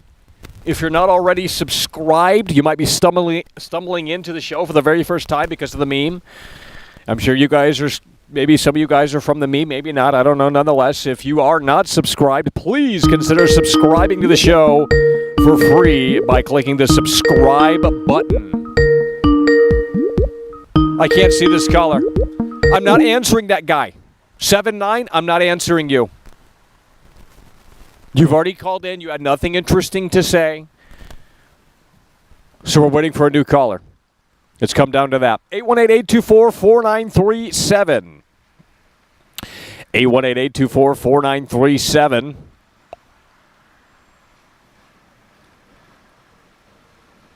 Yeah, let's get to 200 likes. That's a good goal. Can we get to 200 likes? I can't see the likes right now. It says probably 100-something, but if we can get to 200 likes, that'd be utterly fantastic. If not, it is what it is. 818-824-4937. That is the number to call in. You can pick up the telephone right now and dial the number, 818-824-4937. The number to call in right on the screen, folks. We are waiting for your call. 818-824-4937. Todd Howard's masterpiece right here. Starfield. You guys don't want to talk about the game, clearly. Very bizarre, but when it becomes a hot topic, you'll be constantly tuning in to talk about it. And by then, I'll be moving on to Cyberpunk. You know what I mean? So it is what it is. 818-824-4937. You dial the number. It has nothing to do with Skype. You literally dial the number. We're going to ban that guy because he doesn't understand things. You literally dial the number from a telephone. That is what you do. It has nothing to do with any software. You dial the number on a telephone. That is what you do. Has nothing to do with a software. You dial the number just like you would any other number, okay? That's what you do. You pick up your telephone. You dial 818-824-4937. You might get on the air, unless you're blocked. We had to block a few callers because they just couldn't stop. Oh, I'm from Florida. I got nothing to say. Well, it's like, well, let's just, you're clogging the line. See you later. You know, unreal. 818-824-4937. 166 likes. Well, I got split screen mode on, so it doesn't crams it all together. 818-824-4937. And I guess we're done with the call-in segment here today, as we have no callers. Actually, it's broke. Oops, it was closed. Let me reopen it up here. We'll see how the cookie crumbles. 818-824-4937, the number to call in right here and right now. I'm going to crack open the Mountain Dew before it rains. If it does rain. Might not rain. 818-824-4937. The lines are back open here. It is 91 degrees out here. Holy fucking shit, bro. That is crazy. Hotter than L.A. Let me check. It is literally hotter than L.A. Unbelievable. 90 degrees out here, folks. Time to hit McDonald's. They still got that Grimace Shake. Have you guys seen those Grimace Shake horror movies? They're actually really creatively done. They drink the Grimace Shake, and then they turn into like a purple fucking monster foaming at the mouth. It's actually really well done. And it's better than the Hollywood movies. 818-824-4937. Hello, you're on the air. What's your name? Where are you calling from? 818-824-4937. Where are the women at? Hey. I mean, this is a sauce. Hello, you're on the air. 818-824-4937. Hello, you're on the air. Hey, what's up? This is Mike from PA. I also see that you're a fellow Mike too. How's it going, man? Hell yeah, bro. You out there in Pennsylvania? Holy shit. That's amazing. Yeah, yeah. I'm in California. It's hot as hell too. Fuck me. Wait, you're in California? Yeah. Yeah. You say you're in LA right now. So No, it's no, no, hot as no. hell. No, I'm not in LA. Oh fuck. Well, I don't know. Man. In any case, yeah, I wanted to know about what are your main thoughts of Starfield first, and I'll give mine afterwards. Well, I think the game has potential, and I think there's a lot to be excited about, but there is also, on the flip side, a lot to be concerned about right now.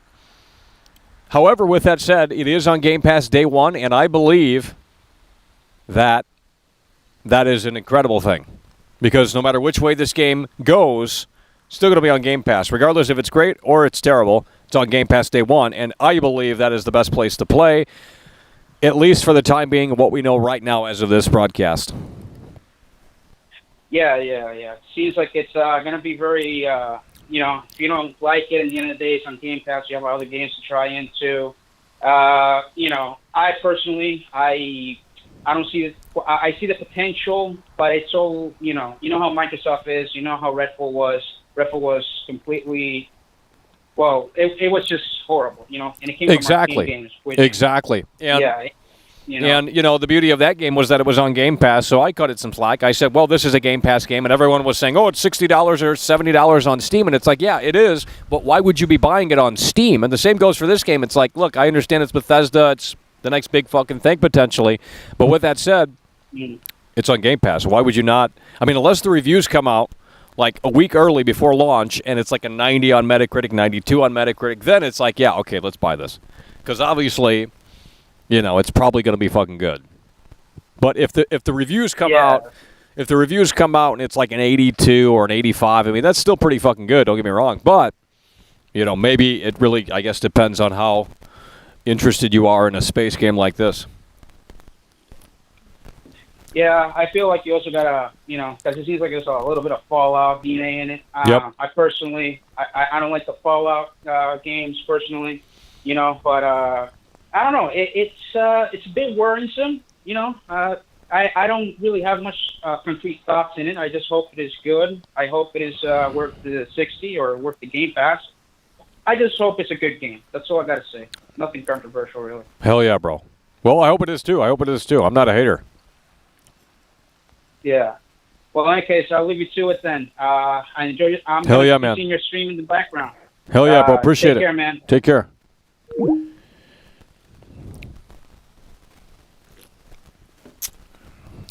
We like Pennsylvania. Great people over there in Pennsylvania. Not that there's not great people in Seattle or Florida or Missouri, but the Pennsylvania colors have been pretty keno and comfy, so they're not weird. I don't like weird colors. Hey, Michael. I'm not weird. Hello, Michael. I mean, Jesus. Unbelievable.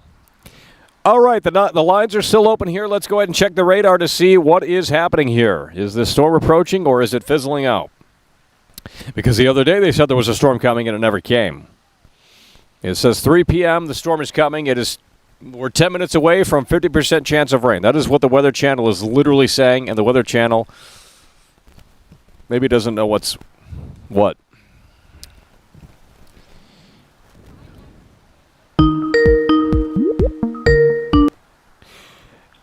Hello, you're on the air. 818-824-4937.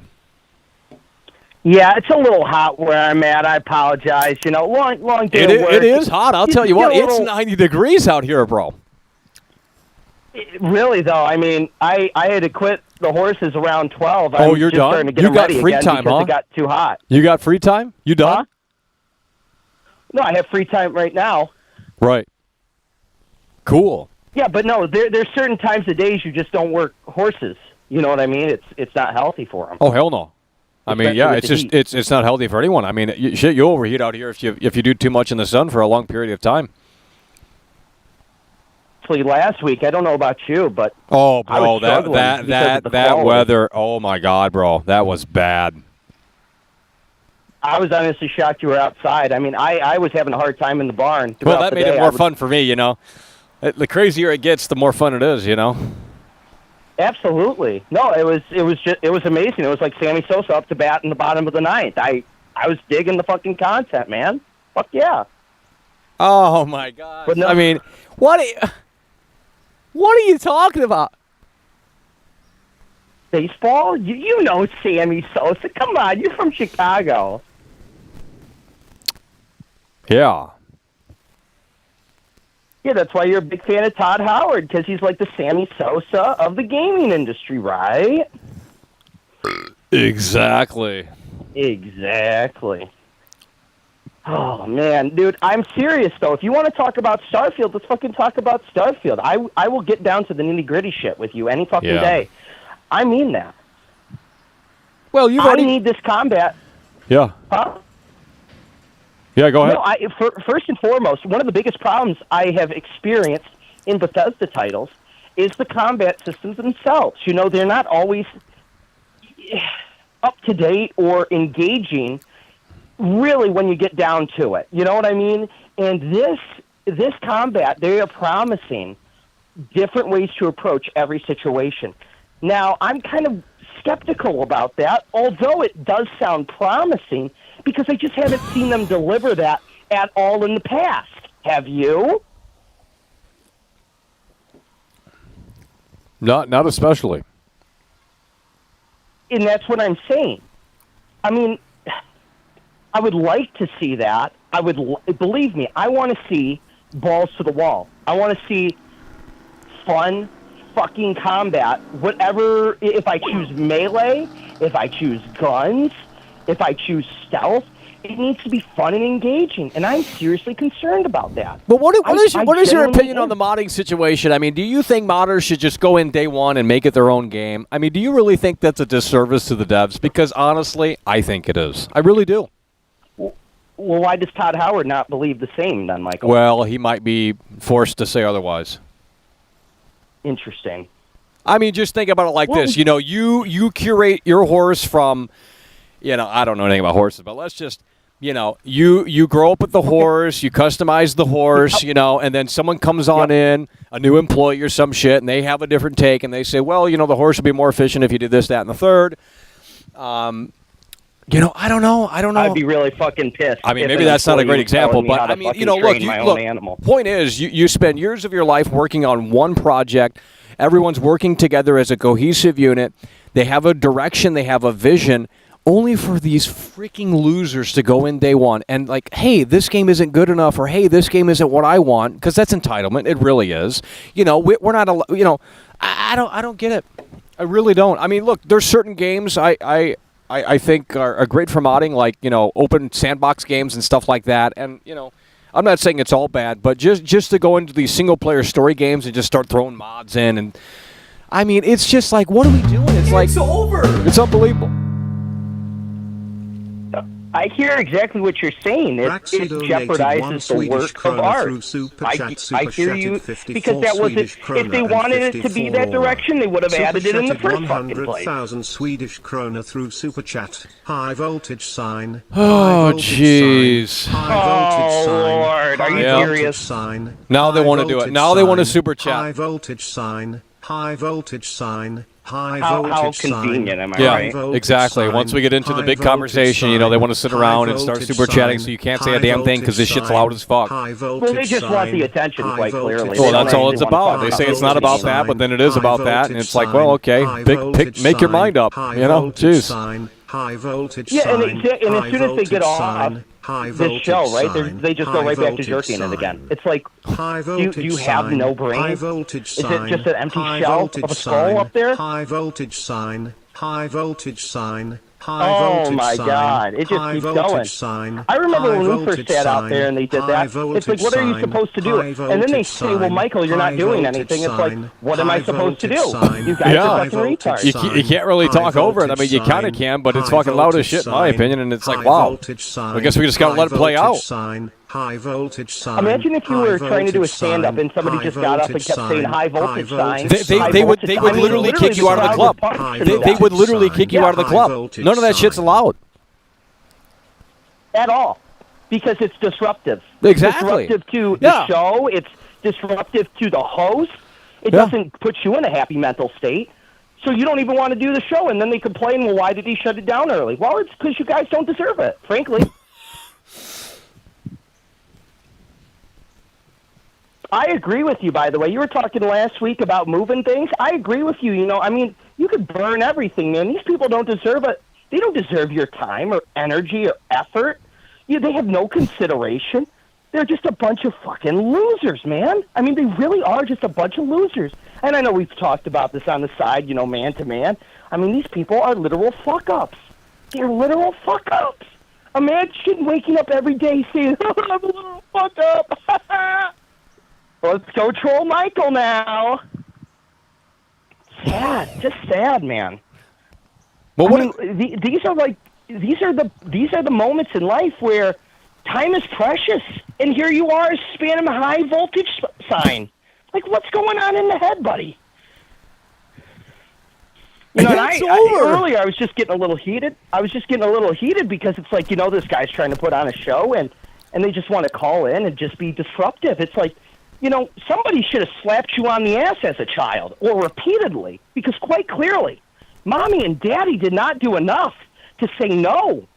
To say no to you. You are a terrible human being. You need to sit down. You are in timeout.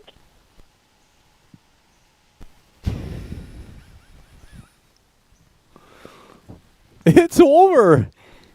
It is over, Michael. Hey, did you? I'm just trying to talk.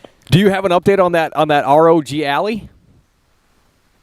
I'm returning it tomorrow because Oh, I gotta God. go to puppy. I gotta go to puppy school. So Well, you must. it's on the way. Do you think it was a defective unit, or do you think it's just not up to mass I think consumption? it has something to do with. I think that actually is one of the problems. Yes, I don't think it was ready to launch. I don't think it was ready to launch because their new BIOS update. Guess what they just did? They upped the fan speed. Well, they said there was something That wrong with the means that SD card reader, and it was like maybe burning the SD cards out or something. I don't know, crazy shit. Well, I think that's what's going on, Michael, because it's a card. It has to be the storage thing because it's on the boot up screen. This happens the most is where it freezes. So that is an SD card problem. Wow. Yeah, it's not even there would literally, if I was to get a new one, I think I would still run into the same problem. I'm not even kidding you. And I don't know why did they say, yeah, we're going to ship this with Windows 11. Like, that's the dumbest decision you could have possibly made. Why not just give us the choice if we want Windows 10 or 11? I mean, Windows 11 crashes all the time. Right. Well, did it even play games? Like, I mean, were you even able to? Yes. Was it pretty decent in terms of frame rate and stuff, or? I mean, and here's another kicker. The only time you can get above 60 is if you put it to 720p mode. Wow. And that's got the Yeah, latest AMD chip in there. Unbelievable. Yeah. Well, you said it yourself. NVIDIA is just better. That's why they can charge premium, because they actually make things that work. Well, yeah, ideally, I mean, it'd be cool to see NVIDIA try and get into that space within the next 10 or so years, when the computer science can catch up and they can throw in something that doesn't kill the battery within 10 minutes. But Michael, I mean, seriously, real talk. This is a Seuss we're talking about. I mean, these guys are no fucking joke. That's what I'm saying, yeah. Know how to make super chatted $5. And this thing is. Mike and It feels great in the hands, right? I mean, it runs like a dream. Like what I mean by that is the sound is not abrasive. Oh my God, they're coming through again, bro. Men holding hands, men holding hands, men holding hands, men holding hands, men holding hands, men holding hands, men holding hands. Oh my God. Oh my God. Men holding hands, men holding Every hands, time, bro. men Every holding time. hands, men holding hands, men holding hands, men holding hands, men holding hands, men So I guess we'll holding just sit and hands, kick rocks. men holding I guess that's hands, all men you can holding do. hands, I got a storm holding coming, hands. all you can and do. this is what they want to do. Men holding hands, men holding hands, Pathetic. men Unbelievable. holding hands, men holding hands, men holding hands. I mean, I guess it's men mommy and daddy's holding check, so they hands, don't really men care at the end of the day. hands, men holding hands, men holding hands, men holding hands, men holding hands, men holding hands, men holding hands, men holding Jimmy hands, Dean. men holding hands, men holding Jimmy hands, Dean. men holding Sausage hands, links. men holding hands, men holding hands, men holding hands, men Is holding that the hands, literal super men chatter holding name? hands, No, I men saw a big holding truck. hands, men holding hands, Oh, men There's a lot of holding activity out here. hands. It's summertime. I believe that, King. But yeah, no. As I was saying, yeah, I mean it's a great first generation effort, but the thing is, it doesn't function. So I'm kind of shocked they released it. Well, I mean, Frankly, had it functioned, I mean, what would you have? Maybe a different take on it, or? I'm just so sour to it at this point because it feels like it's just a time waster to even get it running. There's no point. Right. Maybe, but I've never. Well, felt here's the that thing. It experience. Out of is the box, Michael, it is day how much one, it more was how much terrible. more expensive is it than the Steam Deck? I mean, it's like $200-300 more. You know. Yeah, it's $699. Damn. $699. Holy shit. Yeah, and here's the thing: Steam Deck right now, they have it on sale. If you want the whole nuts and bolts, right? The 512. I don't know, the SSD. Yeah. You know what I mean? Like the cream of the crop, that's like going for $520. So they've already undercut the Asus ROG, essentially. Well, I mean, yeah, it's a little, I guess, underpowered, but it's Steam OS. But that's the thing. I wanted something that actually had power so I could enjoy a game, the bigger games. But I guess my handheld gaming experience is the fantasy is coming to just a not ready. crashing burn. It's not. It needs more time in the oven, I guess. Yeah, no, you're absolutely right, and that's why I'm hoping I'm hoping that Valve, because now Asus has put their hat in the market, maybe tries to step up their game, right? Like that's the only thing I can hope for. Because Oh, yeah. I'm telling you, man, this just ain't it. Well, yeah, This just ain't it. there will definitely be a Steam Deck too, but if they put it out now, it's going to piss a lot of people off that fucking probably just bought a Steam Deck. So. Yeah, you're right. You're absolutely right, and that's what I worry about too. It's like, Jesus. I mean, are these things going to start costing that of a PC? I mean, Well, yeah. geez. Well, I mean, it kind of is a PC. It's just on a smaller scale. Correct. And I don't mind. I enjoy the fact, and that's another thing too. The battery life. It gives you 52 minutes. Like, dude, what are we doing? Yeah. That's the problem. It's like, you start running these crazy games, like shit. It's gonna drain it quick. You gotta have it plugged into the wall. At that point, it's like, why even have the damn thing? Might as well just get a fucking laptop or a desktop, because you're gonna be plugged into tethered to something anyway. So. You're absolutely right.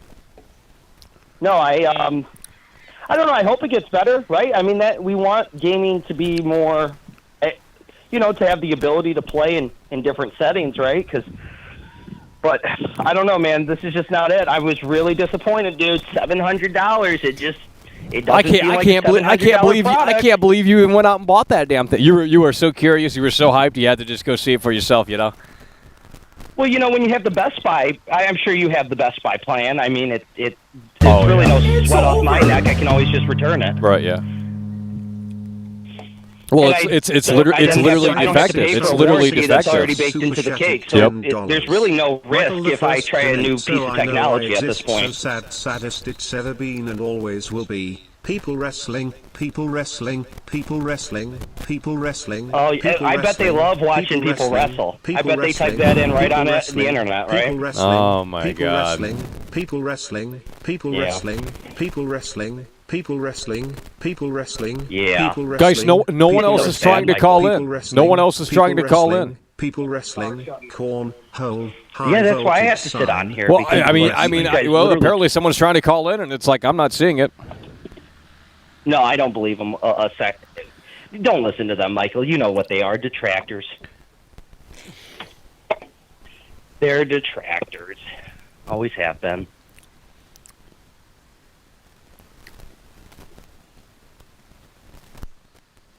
Hello? Yeah, what's up, bro? Let's get it. Oh, shit, I think it's starting to sprinkle. Oh, no.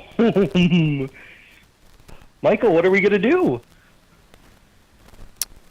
Well, I mean, if it comes down too hard, we're going to have to wrap it up immediately, but we'll see. Yeah, actually, I got the road because I wanted to play Starfield on the go. As the month of September is quite a busy month for me. You know what I mean? And yeah, that would have been cool. That would have been cool. Keyword would have been. Well, yeah, the fantasy didn't get fulfilled. Honestly, dude, I mean, what if the technology though isn't ready? I mean, that's even a bigger problem, I think, in gaming. Like, wasn't the Xbox Series X marketed as this is going to run Starfield at like 4K 60. Yeah. I think that kind of came tumbling down quite fast. Oh, it certainly did. So, like, what's the point? Quite clearly, the hardware is not ready for these bigger games. So, what was the point of the Xbox and the PlayStation 5? Yeah. They're kind of pointless. It was literally, though. I mean, the technology runs PS4 games and Xbox One games. That's all I see at a higher frame rate. And then the newer titles they can't even that's run about things. it. Yeah, that's about it. We're not seeing any breakthrough technology in these new systems. I mean, I guess, yeah, the SSD is new, but that's about it. Exactly. If that's it, okay, so let's go into it more then. Why is it $500 then if it's just an SSD that's upgraded? What's the fucking point of paying all that money for a new... Are you serious? An SSD? That's all you're going to give me new? Unbelievable. Well, these developers don't want to even do anything. I mean, it takes 20 years to put out a game these days. It's like they're not even going to utilize this current era of hardware because the game ain't going to be fucking done by it. By the time it comes out, it'll be on fucking PS6. Dude. Oh, my God. So you're done telling me the only people that actually ever, use the hardware is Rockstar and that's it? Man, they got to deliver, bro. I really get emotional thinking. I'm not even joking, and I know that's fucking weird. I literally get emotional thinking about it because, well, I mean, it's just because it's kind of weird. I don't know. I mean, I know they're the only ones that can push the fucking thing forward. That can literally push the medium forward. Correct. I guarantee it. I mean, look at Red Dead 2. I mean, I got problems with the game, but look, at the end of the day, clearly it was above average, to say the least. It's and better than any other PS4. Well, let me ask you that. Let me ask you this. There's rumor that they're remaking Red Dead Redemption 1, and it's coming out maybe later this year in August or September. Yeah. In the Red Dead 2 engine. Really? Yeah. So you're telling me they're actually going to port those physics and animations over? Yeah. Or is it just going to be a carbon copy of what was the game? No, they said, I'm hearing it's going to be a remake. Not a remaster, a remake. No, yeah, a remake. Red Dead Redemption 1 in the Red Dead Redemption 2 engine, all the updated stuff in there. Dude, that sounds such as fuck. Don't you agree?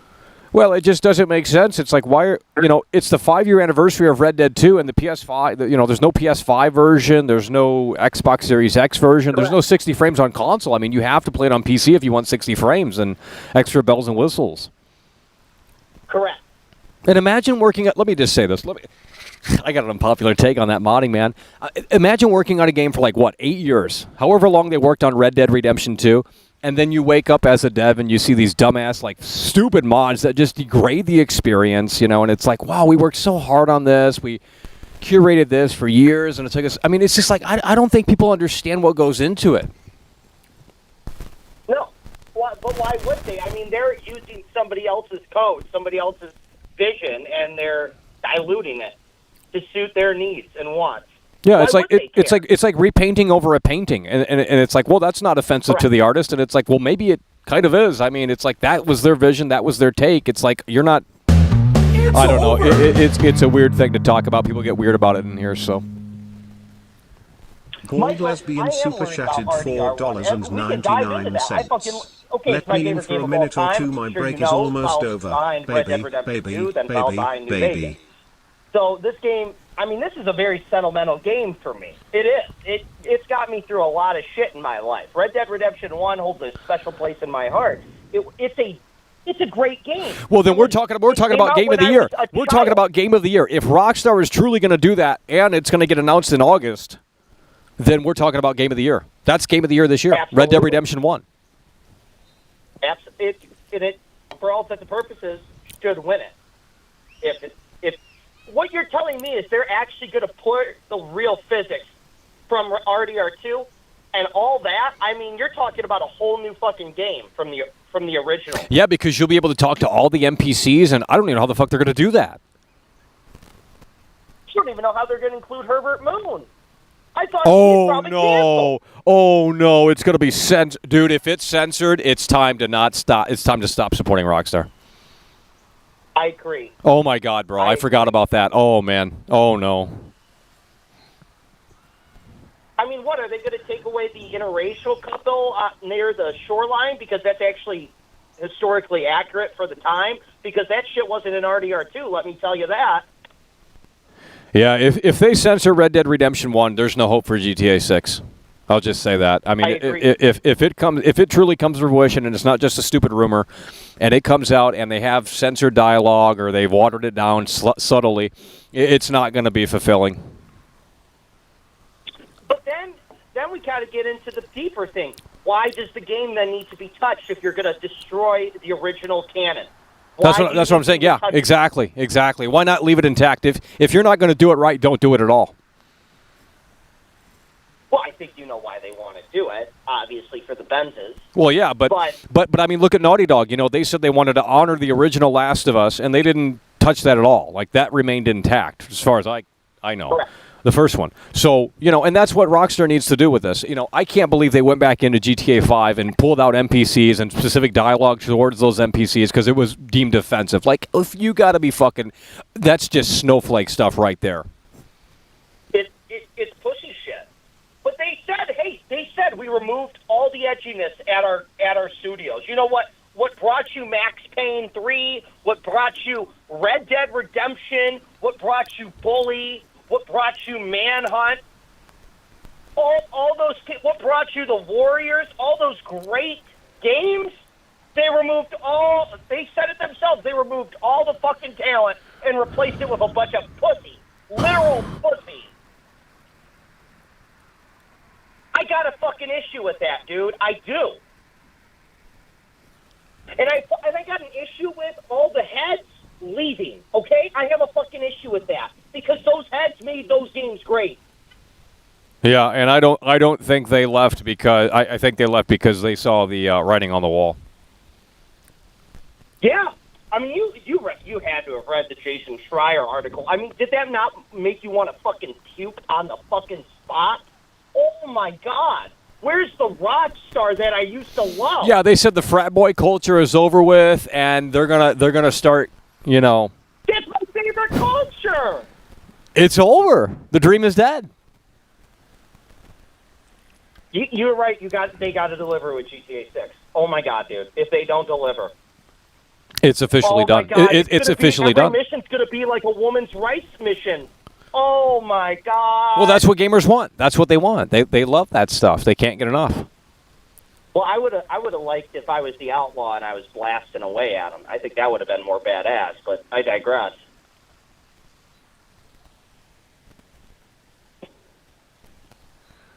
Because that's actual punk. Well, I mean, You know to be fair, Rockstar, you know, I don't think they imagined the game to be a multi-billion-dollar game. I don't think they envisioned when they were making it that it was. I'm sure they knew GTA Online was going to be big, but I don't think they thought it was going to last them fucking a decade.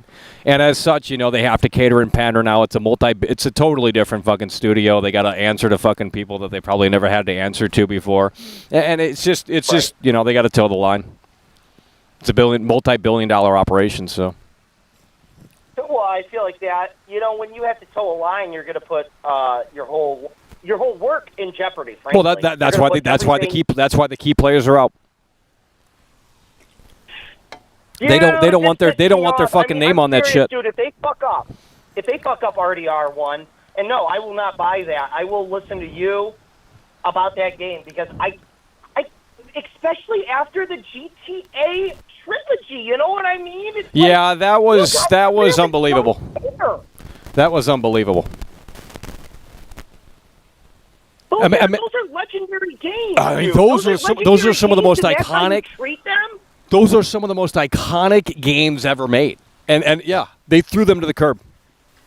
They chose Grove Street Games, an inexperienced. Oh my God, bro! Imagine. How is that allowed, Michael? Well, they just don't care. Michael, Michael, I'm serious though. Like, are they going to have that same view when it comes to Red Dead? Because I'm going to have a big fucking problem if that's how they view it. Oh my God, bro! If it's not 100% intact, there's no reason to support anything going forward from Rockstar. I'm not even joking.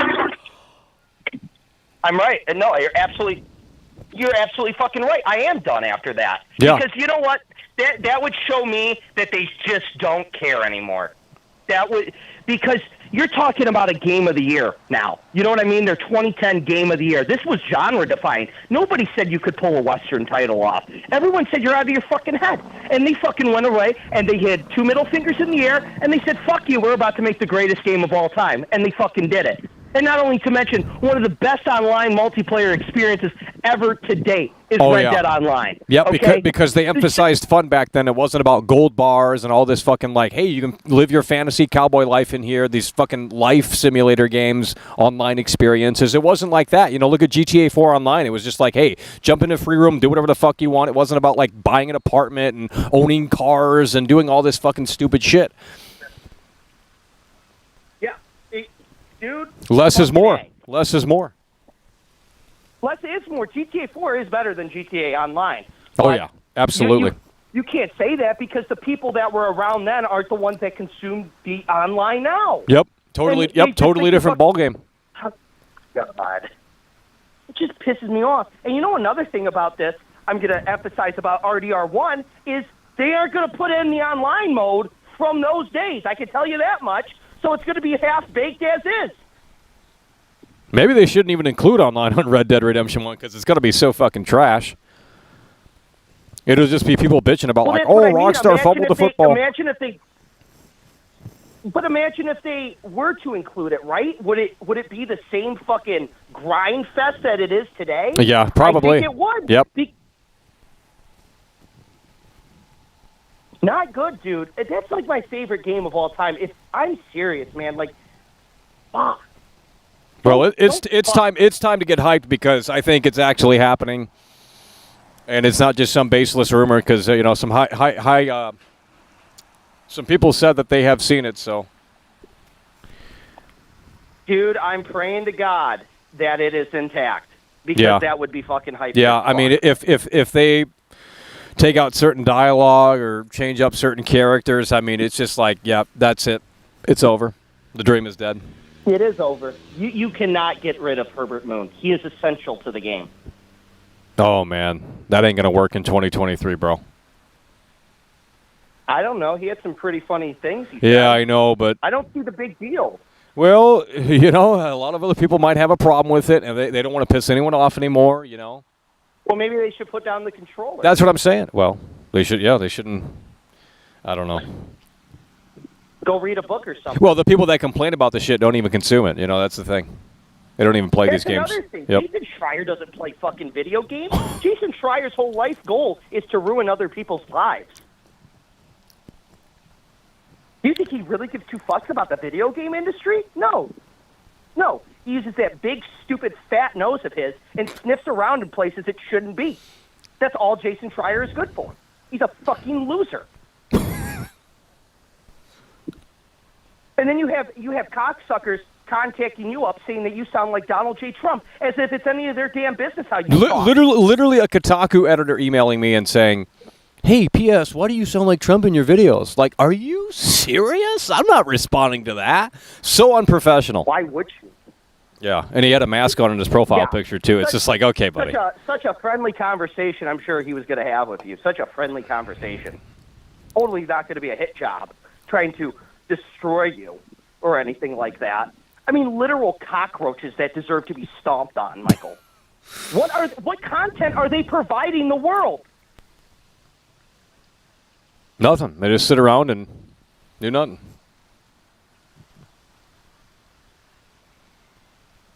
And they're one of the biggest reasons why the industry fucking sucks. It's because they have too much fucking time on their hands. They don't play games. They just detract from the actual bodies of work. They're the detractors. Well, that's why I said, I mean, if you get off the internet and just kind of treat gaming like it was back in the day and don't read articles and don't watch videos and shit like that, you're going to have probably a better fucking experience. I mean, that's just because all this fucking, conversation surrounding these releases and the hype and the aftermath, it's just like all of it's nonsense. It really is. I hear you. Yeah, everyone has a voice now, and everyone, it's like, I don't know, just gets boring. Yeah, and the worst part is everyone thinks they're right. And, I mean, I'm here to admit it. I'm not always right about everything. You know what I mean? It's like, but you have... I don't know if it's because I own a business. Like, sometimes I put policies into effect that don't work. So I go back to the drawing board. I try to change things around. And, most of the time I get it right. But the thing is, it's like, it's okay to admit when you're wrong. It's okay to be constructive about things. But here's the thing. Modern society, they don't want to be constructive. They just want to say, this is sucks. Oh, Michael, you're doing it wrong, mister. And all this fucking gay shit. It's like you don't even have actual criticism. You're just wanting to fucking complain for the sake of complaining. Yeah, it's what's that word I'm looking for? It's a I don't know what the word is. A mental disorder? Well, it's an epidemic, really is what it is. Truly. Oh, no, honestly, dude, you should have seen it in 2020, bro. The amount of people that got up the knife, like, they acted like Judas towards me because I didn't put on the Anthony Fauci T-shirt and wave the fucking pom poms around. I had like 6 knives drawn and stabbed right in my back simultaneously. Unreal. And they tried to turn my wife against me at the same time. That's sad. I'm not even kidding you. It's like, you don't want to conform? Okay, well, you're going to get the fucking knife, bitch. Like, I wish I was joking. But that's actually how modern society treats people. It's like, oh, you're not down with the cause? Well, how about I fucking kill you, bitch? It's unbelievable. It really, we have a sickness. You've been talking about this for a couple months about, people need to log off. They need to go out into the world and look at Mother Nature for more than 2 seconds. Yeah, I mean, when I was in L.A., I wasn't on the internet, really. I mean, when I go live, I'm streaming, but, I experienced a lot. You started to kind of, like, jump into a different sort of kind of world, really, to be honest. I mean, I don't know if that makes any sense, but it's just, like, totally different from looking at a screen. You're in it, It makes total sense. Yeah. Total sense, bro. Honestly, if people could do more of that and not just sit online all day long, like it's they literally treat it like Second Life, bro. I don't understand it. Like when I'm on, and when I'm off, I'm off. I'm not trying to be on and off at the same time. You feel me? Like I'm not trying to have one foot in the door and the other trying to live like my life. Like it shouldn't be like that for people. I know it's not like that for you. You know what I mean? Like when we talk, it's to meet up. You know what I mean? It's not because we're having conversations through the back channel every fucking day. Like trying to be. You know what I'm saying though? It's like you gotta go live life, bro. You gotta get out of the basement and breathe some fucking fresh air. The internet should not be your life. And at the end of the day, Michael, if Starfield fails and if what you say about Red Dead, if it fails, and GTA 6, if it's woke slop, dude, I'm selling the 4070 Ti. I'm selling the rig. I'm selling it all. Gaming is secondary to me. It's a hobby I used to love as a child. It's something I still appreciate as a adult, but it's not my life. It's something I like to enjoy. You know what I mean? It doesn't have to be your life.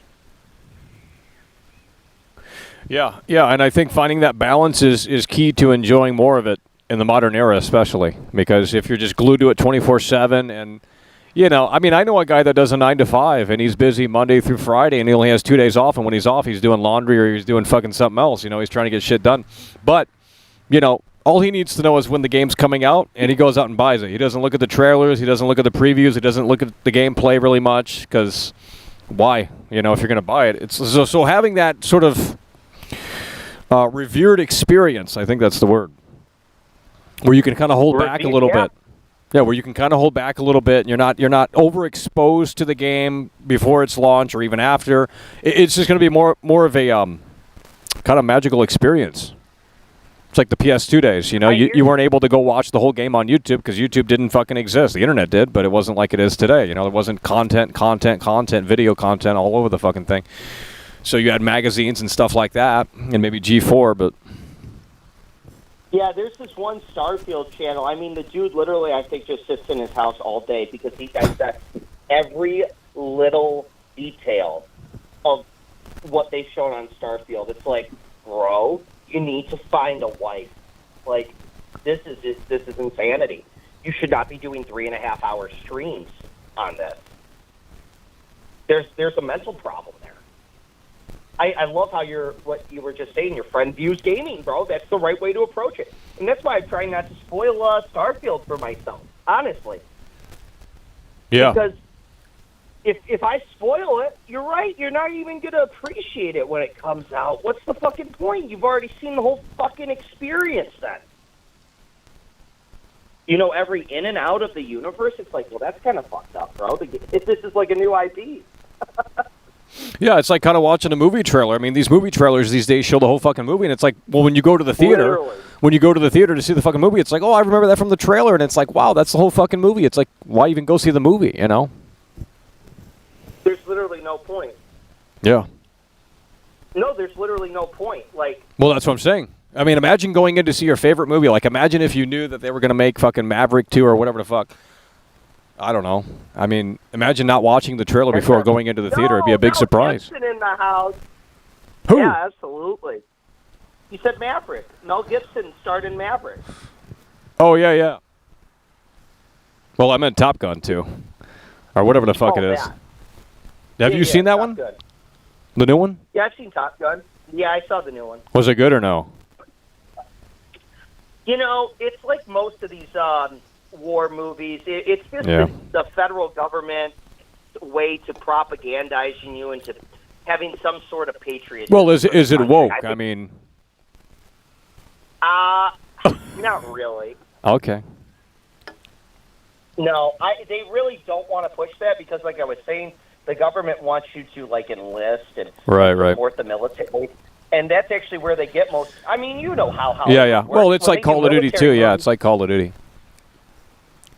Exactly. They have to have the government's blessing. So they're not going to show wokeism because that's not going to make you want to go fight for a country. I mean, if I was on the battlefield and I'm thinking, wow, I'm defending homosexuality and anal sex, like, that's not what I want to sign up for. You know, I want to go fight for my family, for my God, and for my country. You know what I mean? And I think that's what Top Gun did right, is they had none of that. Well, I've never seen it, you know. I just thought that was a movie everyone universally liked, but couldn't tell you. I've never seen any of those movies. I mean, you aren't missing much. It's cinema, right? I mean, I'm sure there's plenty of other, you know, like Gone with the Wind, I would say, is a way better movie than Top Gun. So, Well, and it has more historical. Didn't they censor that too on Disney Plus or whatever it was on? I don't watch it censored. I have the original. Well, there you go. That's why physical media is king, and the gaming industry is taking that away. Alan Wake 2, no physical media, so they can update the game and change things. How do you feel about that? That's kind of fucked up. Well, gamers don't care. They say get with the times, Michael. You're a boomer. Oh, you have internet. You know, it's just all this fucking weird bullshit with these Zoomers, and it's like, dude. And then they'll argue this new narrative like, oh, physical media rots, and it's like, yeah, no shit, but like, dude, come on. You know how long it would take for a fucking Blu-ray to rot? I mean, it'd have to be under harsh condition for that fucking disc to actually rot. You literally have to be treating it like a piece of shit every day. And that'd take decades. Correct. So. In which you're probably going to be dead by the time it rots. Exactly. I don't know. These people are weird. Like you said, dude, it's just all about the consumer mentality. It's not about the actual appreciation. It's no, I just want it now, here and now. Give me now. God damn it, now. Yeah. And I think that's why Cyberpunk came out the way it did. Yeah, well, yeah. You know, the CD Projekt Red said, hey, you know, it's going to be ready when it's ready. And I guess there was a point in time where they just said, fuck it. You know, we have to ship They or did. whatever. They literally did. Well, that's what the gamers. You know what? Maybe we shouldn't be blaming Cyberpunk CD Projekt Red because that's ultimately what the gamers wanted. You know, they couldn't be patient and they couldn't wait for the game to actually be fucking finished in a way that made sense. They couldn't wait for that. You know, they want, and they want it now. It's like that fucking Willy Wonka scene where, you know, she's mad that her daddy didn't, you know, whatever fucking, she turns into a blueberry. Like, I want it now. She can't eat the candy and she eats the candy and then. Exactly. So true. Holy shit. What? Why did they not learn these lessons? What happened? It's over. You're describing media that's to teach you, you know, to be fucking reasonable, to be fucking patient. Did they fucking miss that?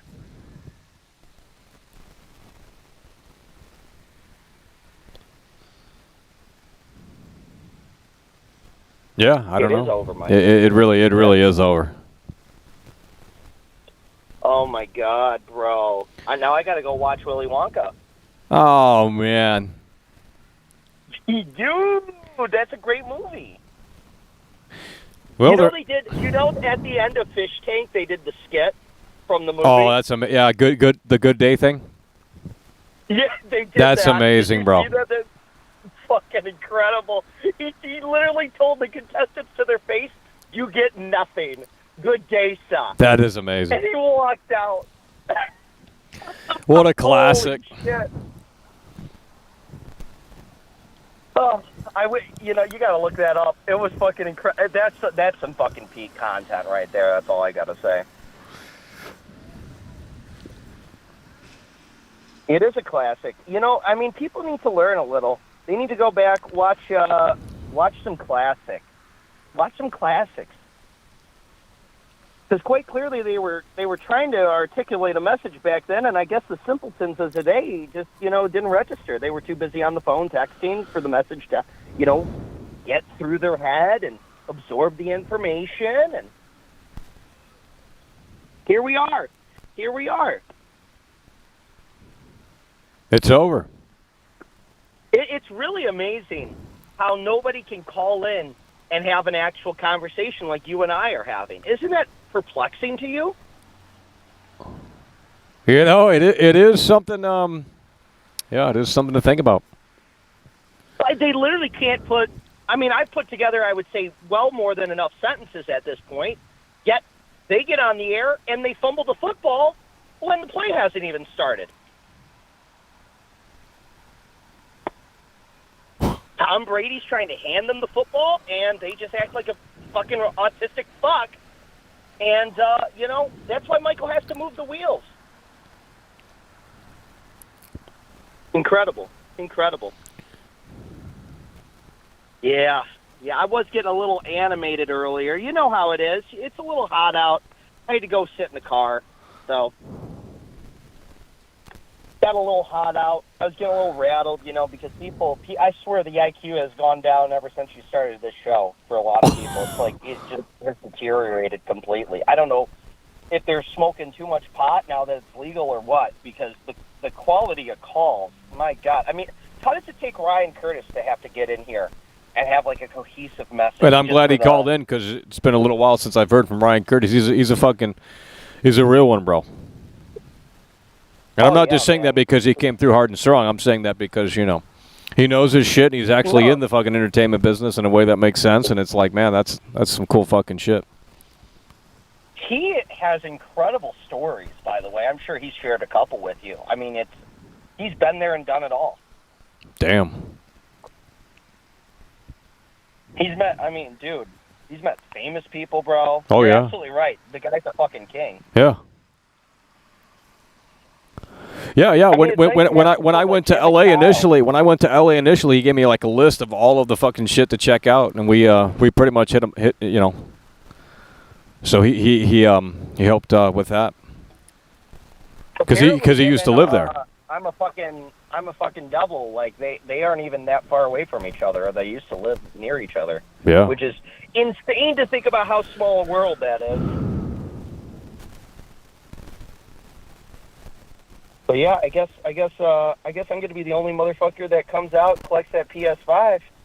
Just saying.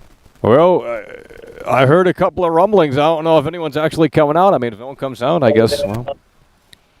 Yeah, I won't hold my breath for those. Yeah. Well, I let one guy know where the spot is, and it's like, well, if he comes, he comes.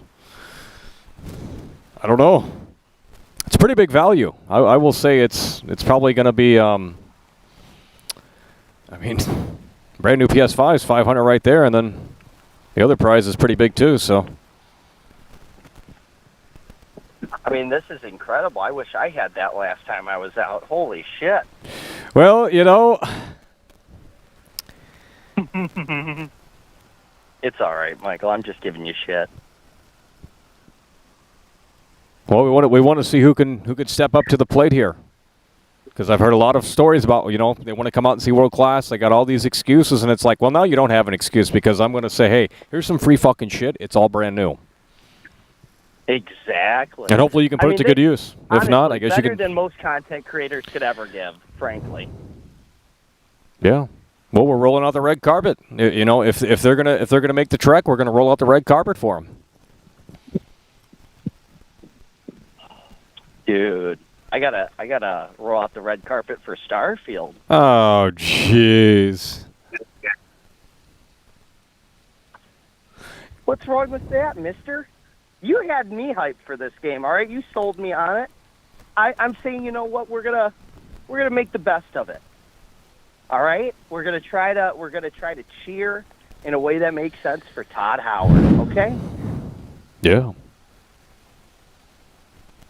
Well, we'll if it see. doesn't deliver, there's gonna be some severe problems. Well, we got to see if this. We got to see. Well, this. Yeah, I think this will probably come out before the Red Dead Redemption 1 remake, if that actually comes to fruition. So.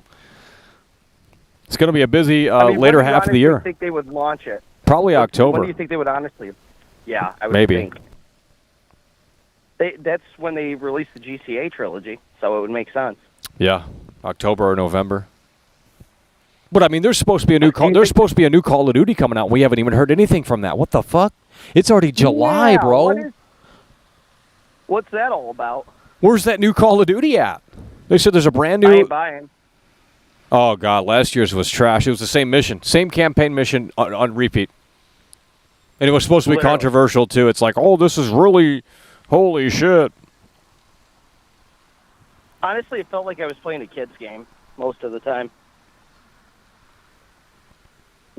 Yeah, well, it's Call of Duty. It's Call of Duty, flat. you know. I mean, it's. Michael, Call of Duty, they aren't doing so good. They had a little bit of. Well, people are getting tired. People are getting tired of it. I mean, it's been decades of the same thing. It's like, look at Guitar Hero and Rock Band. That shit faded out. You know, not that because it was terrible, but because people just got bored of it. Dude, did you hear Bobby Kodak's response? He's like, "What? We can't make the best quality game because we're releasing every single year." That's literally what he said. Well, he might be a little based. Like, well, Hold on, they're on a 3-year. Hold on, they're on a 3-year dev cycle though. It's not like Madden. I thought it's the same people making MW3 though. I don't know. It might be for this one. Usually they switch up devs every year. Everyone's on a 3-year dev cycle. That's how it was back in the day. That's what Bobby Kodak said, and that was in response to Vanguard and and how terrible that was. He's like, "Well, we release a game every single year, so obviously it's not going to be the greatest thing Yeah, every but it's single year." well, with Madden they can use that excuse because they are actually on a 1-year dev cycle, and it's like you can't really do too much within 1 year. Otherwise, I mean, if they try and overhaul the thing in 1 year, the whole fucking thing's not even going to work. I mean, I can't even imagine that stress. But you know, I don't know. You're damned if you do. You're damned if you don't. I mean, you can't satisfy everyone. I mean, if I were making a game, I don't even know. I'd tell the fans to go fuck themselves. Like, this is my game. This is what we're doing. I mean, look at Rob Zombie. He makes his movie. He puts his wife in every movie, and he doesn't give a fuck about what people think. He literally does not give a shit. And you know, you either love it or you hate it. That's it. He makes the movie that he makes the movie that he wants to make, and it's going to be shocking. It's going to be violent. It's going to be gory. It's going to be, a Rob Zombie film. And I respect him for that. I don't, I tried to watch The Munsters and it was not good. I turned it off. That's the first Rob Zombie movie I turned off because it's just not my cup of tea. But it was interesting to see him do something that's not fucking rated R, trailer trash, white trash, fucking fuck you, fuck this, every dialogue. I hear exactly what you're saying, but that's why we have a true appreciation for guys like that because they have a vision and they're going to stick to that and they don't give a shit about what people think. I mean, and there's very few creatives that can muster the confidence to continue doing that. And I think that's what you saw at Rockstar. It's like, well, they had so much pushback after a while. It's like, well, why am I even here anymore? I can't live my vision. That's what I'm saying. Yep. And they threw the towel in. Potentially, we don't really know the reasons, but I'm assuming that probably was one of the reasons that led to it. So who the fuck wrote GTA 6 then? That's my big question. Like, who wrote GTA 6? And even if it was Dan Houser before he left, even if he wrote that, I'm sure it's going to be reiterated a little bit here and there. Oh, yeah. Because he didn't even have all the say in RDR2, did he? With certain missions? I'm not sure. I just don't see Dan Houser putting in a woman's rights mission. I'm just saying. But at least Red Dead Redemption 2 allows you to do anything to the NPCs. There's no restriction on whether or not the NPC is, what I mean. It just says, hey, do whatever you want. Exactly. Now, Mafia 3, the NPCs are treated differently. Yeah, the NPCs are treated differently. If you hit a woman in Mafia 3, there's a different animation if you hit a male. And I don't know what that's all about. I thought we were all equal. So. Well, I'm not sure what that's all about, but like Lincoln Clay gently slaps the woman. And maybe it's because his mother died or something like that. If it fits into the narrative, that's fine with me. But if they're just doing it because, the guy didn't vote for Trump or something, I don't know. Well, the guy who wrote Mafia 3 and the Mafia 1 remake he's really woke. So he doesn't work at the studio no more though. So maybe the next Mafia game will actually be good.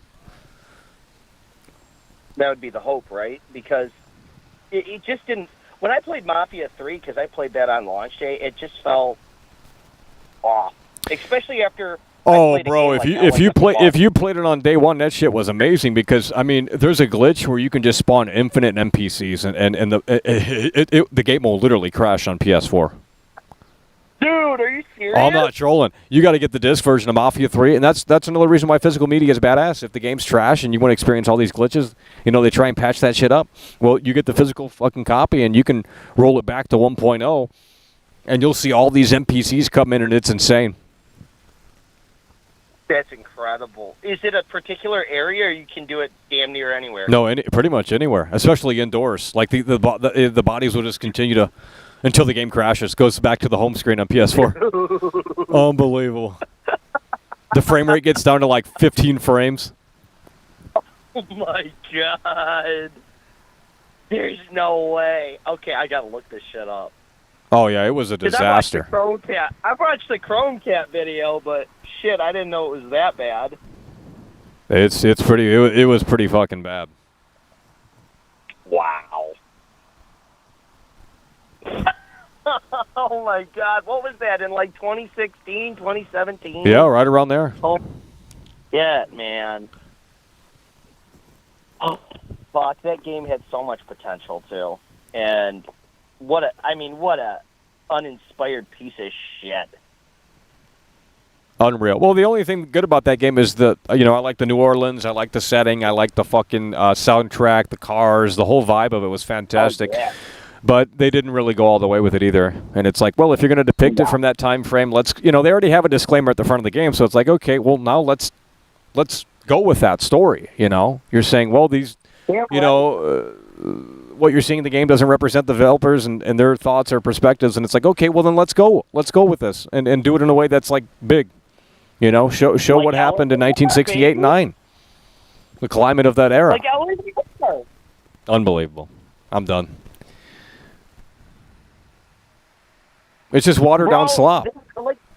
Like I said, though, you're absolutely right. They could have done so much more in the 1960s, and they They chose to go the fucking like most cringe fucking route you could possibly think of. You know, you can have subtlety and make it work way better than just saying, "Oh, he said the bad word, so therefore he's a bad person." It's like, okay, well, are we 10 years old, dude? Like, no, I'm a grown adult trying to play a video game. I understand the context. You can talk and say things in an elegant way for me to actually sympathize. Yeah, and in the Mafia 1 remake, they just remade that in 2020. It was basically a reskin of Mafia 3, same mechanics. Lincoln Clay is a Vietnam vet, and Tommy is a fucking cab driver, and they have the same animations, and I pointed this shit out, and they laughed. They said, "Oh, you're fucking dumb, Michael. I'm buying this shit day one. I'm buying 10 copies. Well, go out and buy 10 copies. But then they don't even have features that were found in the PS2 version of the game. Like, what are we doing? Oh, it's got better graphics. It's got better graphics. That's all that matters. This is why gamers can't. I just can't. No, go off, King. Well, I mean, it's just pointless because no one listens. You know, no one resonates with the conversation. I mean, you do, but you know, very few people resonate with the conversation. They're like, "Oh, who cares, Michael? You're fucking nitpicking," and it's like, no one's nitpicking, dude. You guys are the same people that fucking watch the horse testicles shrink in Red Dead 2. You know, so are you nitpicking? You guys are a bunch of fucking degenerates. Yeah. That's not even something do you know, I've played over 1,000 hours of RDR2. Not once have I ever checked under there. Well, I might have to now. But that's the thing, dude. It's because your brain's not rotted. You were trying to, see what the game has to offer, not looking at the ball size. Like, holy shit. If I wanted to see those, I could go in real person to my farm. Yeah. That's the thing, man. These guys are fucking degenerates. I swear to God, man, if they had you, just the lead commentator of all of Nvidia, we would be in a much better place. I suppose so. We wouldn't have to sit here all day and thinking, wow, Well, remember when that? Yeah, I mean, I'd like to get an engineer on the show, like a former game dev that can actually speak because, they don't want to burn bridges and say fucking shit. But like just an engineer where we can ask some basic questions about why can't this be accomplished? What is holding this back? Frame rate resolution, shit like that. And I'm talking an experienced dev, not some fucking, armchair dev that fucks around in Unity a little bit. I'm talking like, someone who has a fucking resume. And, I'll pay. I don't care. For their time and stuff. But, it's just like, I got questions about why this shit can't be fucking done in a way that makes sense. And it's like, is it a hardware limitation? Is it creative direction? Is it not enough time in the kitchen? I mean, what is ultimately going on here? And I'm sure their insight would be riveting to hear, genuinely. Well, you know what? You bring up a great point. Because wasn't there a big controversy with regards to Elden Ring and certain Ubisoft devs shitting on the game? It's because like certain companies say no, you have to do like a certain formula for your game or your game's not gonna make well it. that's why they should all come together and just say, hey, we're quitting and we're going to form our own studio and it'll be fan funded, and there you go.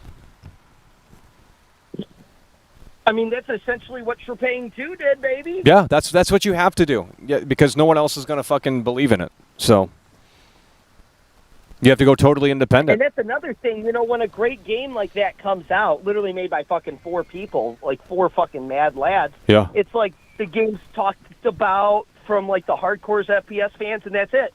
They don't get any limelight because it's a fucking small team of 4 fucking people that have. They don't. Yeah. Well, they don't have they don't have the marketing budget. Yeah. Advertise. It's sad. It's depressing, dude. Like I would take the combat of that and put it into a AAA title. Holy shit! Yeah, and the normies would love it. But since it's in this, indie game, they're like, oh, I'm not going to play that. I'm not going to play that. But if that combat were in a Call of Duty or, in any mainstream game for that matter, they'd fucking love it and eat it up. And the best thing since sliced bread, game of the year. But since, it's in this independent game that no one's ever heard of, like, oh, I'm not going to. So marketing, yeah, that's really what it's boils down to is the marketing. If the marketing isn't strong, they can't believe in it. How fucking small-minded. I know. It's sad. How fucking small-minded, dude. It just pisses me fucking off, bro. Like, I literally... It's just, Michael, these people, they call in, they talk about Elder Scrolls 6. Like, fuck off, will you? I don't care about Wizards any fucking more. I've played played Oblivion, okay? I played Skyrim. I've had that experience. I want fucking Starfield. You fucking retard. I don't want the same fucking slop over and over and over again. I want something new. Well, here we go. You know, this is the first new IP in 25 years. Literally. And they're it's shitting going on it because they can't get Elder Scrolls 6. Yep. What They is want more wrong of the with same. you? They want more of the same. We don't want this space crap. This is just Fallout in space. Give us Fallout 5. Give us Elder Scrolls 6. You know, it's sad. Go look up the top 10 most played games on Steam, and you'll see everything fucking wrong with video gaming. That's all I have to say. Yep. Go look it up. Yeah, it's all the established 6, stuff. 7, 8. As if we need more of the same. Well, it's what works and sells, and that's ultimately where it has to go. That's why they keep making the same movie. They keep, making these. Here's the thing: if the Red Dead Redemption 1 remake is real, that might mean that GTA 6 is a little further away because unless they're going to tease both. Well, that's what I'm saying. It's just like if this shit's real and it's coming out later this year, it's like, well, that's going to take away. I mean, that's going to have to be a focus for a little bit there. So they probably won't tease GTA 6. I mean, we're talking, geez. I don't think until 2026. Yep. I think that's probably a good spot right there. Well, because you were bringing up the fact that where's the RDR2 remaster? Well, it'd be great, wouldn't it, to follow up right after. Well, that's what I was thinking. RDR1? Well, yeah, that's what I was thinking. It's like, why would you remake Red Dead Redemption 1 out of nowhere when Red Dead Redemption 2 on console hasn't even received a 60 frames boost or a resolution boost? Easily. That's what I'm saying. So unless they have a plan on the 5-year anniversary to update Red Dead Redemption 2 and also say, hey, by the way, you can go play, the second game. Because the prequel is Red Dead Redemption 2. So you can play the fucking second game and see what happens after. And now you can do it in the Red Dead Redemption 2 engine remaster, better graphics. And so that's the only way I can see this happening. So maybe it secretly confirms, if this is all true, that they are going to, clean up Red Dead Redemption 2 for 60 frames and better resolution, higher resolution and frame rate on the new hardware. But I think it just goes back to what you already said. That should have been already taken care of. This should not even be something they're working on, is the 60-frame update for RDR2. RDR2 was released in 2018. Okay, we have modern-day hardware now. It can run it at 60 frames. So where is the disconnect? Well, they should have a thing with these consoles. Well, they should have a thing with these consoles that just brute force it, where the devs don't even have to go in. Like, it should just be brute forcing some of these games at 60. I thought that they were that powerful. I agree. I thought that's what the point of the next gen was. Yeah, imagine if you could just put in an old game and at the very least, get 60 frames and upscaling technology. Wasn't that the whole marketing ploy? Wasn't that the whole fucking marketing ploy, Michael? Was no compromises? Well, that doesn't exist yet. We're not that far. Maybe in 15 years. Okay, well, I remember even Todd Howard getting up when they had the Xbox One X, remember? And he's saying, what we could do with this hardware, the sky's the limit. Remember that? Remember that at E3 when he was talking about Fallout 4? Well, what happened to that push? Guys, we got 8% battery, so we got to wrap this up soon. But what happened to that push? When they announced Xbox One, they were talking about cloud gaming and how they were going to use the power of the cloud in addition to the local hardware. I think Microsoft back in the day, they were on some forward-thinking shit, and the industry just wasn't ready. Yeah, I agree. But if there's ever a time to do that, I think now would be the time to do it, because we have conformed to that space of everything's always online, and we have said yes to it. Back then it was a big problem, and back then it was like, oh, they can't do this. Xbox One can't be checking in online now. But now it's totally different. We're, a decade away from that. So. God, it's so fucking blackpilling, bro. Unbelievable. Seriously, dude. No, Michael, what are we supposed... honest to God, Xbox has literally nothing after Stalker 2. You're at, it's over, bro. It's over. If Starfield does not deliver, it's over. That's what I'm saying. Yeah, no, but they just, I mean, Halo Infinite should not No. be in the state it is in. Yeah, that's a disaster. Well, you said it yourself. It costed more than the Titanic to make. Well, that's pretty crazy. That's insane. That's insanity. That, I mean, it sunk faster than the Titanic. That's absolutely insanity. Why are we throwing? And that's another thing. How are these companies getting all this money just to waste for a game to just be irrelevant after 6 months? Well, that's why they got to shoehorn the live service in, and they got to plan out a roadmap because you have to get, it's got to be a constant barrage of content. Otherwise, gamers fall off. They want that dopamine hit every other week, every other month, and new content has to just be ushered in because that's just the climate of the gamers today. Guys, we're going to have to wrap this up here. Holy shit, we're losing battery and the storm. It's getting dark out here. Oh, Jesus. It's over. Oh, well, okay. Well, I will move the wheels, man. Hell yeah, bro. Hell yeah, man. Thanks for calling in. Good senator. Good talk. King. Good talk, baby. Keep fucking giving the reality of the situation. We appreciate it. The real fans appreciate it. We'll always be here to support in ways that make sense. Hell yeah, bro. God bless. Alrighty, folks, we're going to have to wrap it up here. I think there's a massive storm approaching, and the battery is dying as well. We're going to wrap it up here. We missed Bald Lesbian, unfortunately, but we do appreciate you coming through and many other people coming through. Huge shout-out to Ryan Curtis, and the storm is here. Oh, this is not good. The storm is fucking here. We got to wrap this up. Appreciate you guys for tuning in, tagging along, supporting the show, and we will see you later. The storm is literally here. Holy fucking shit. This is not good. We got to go.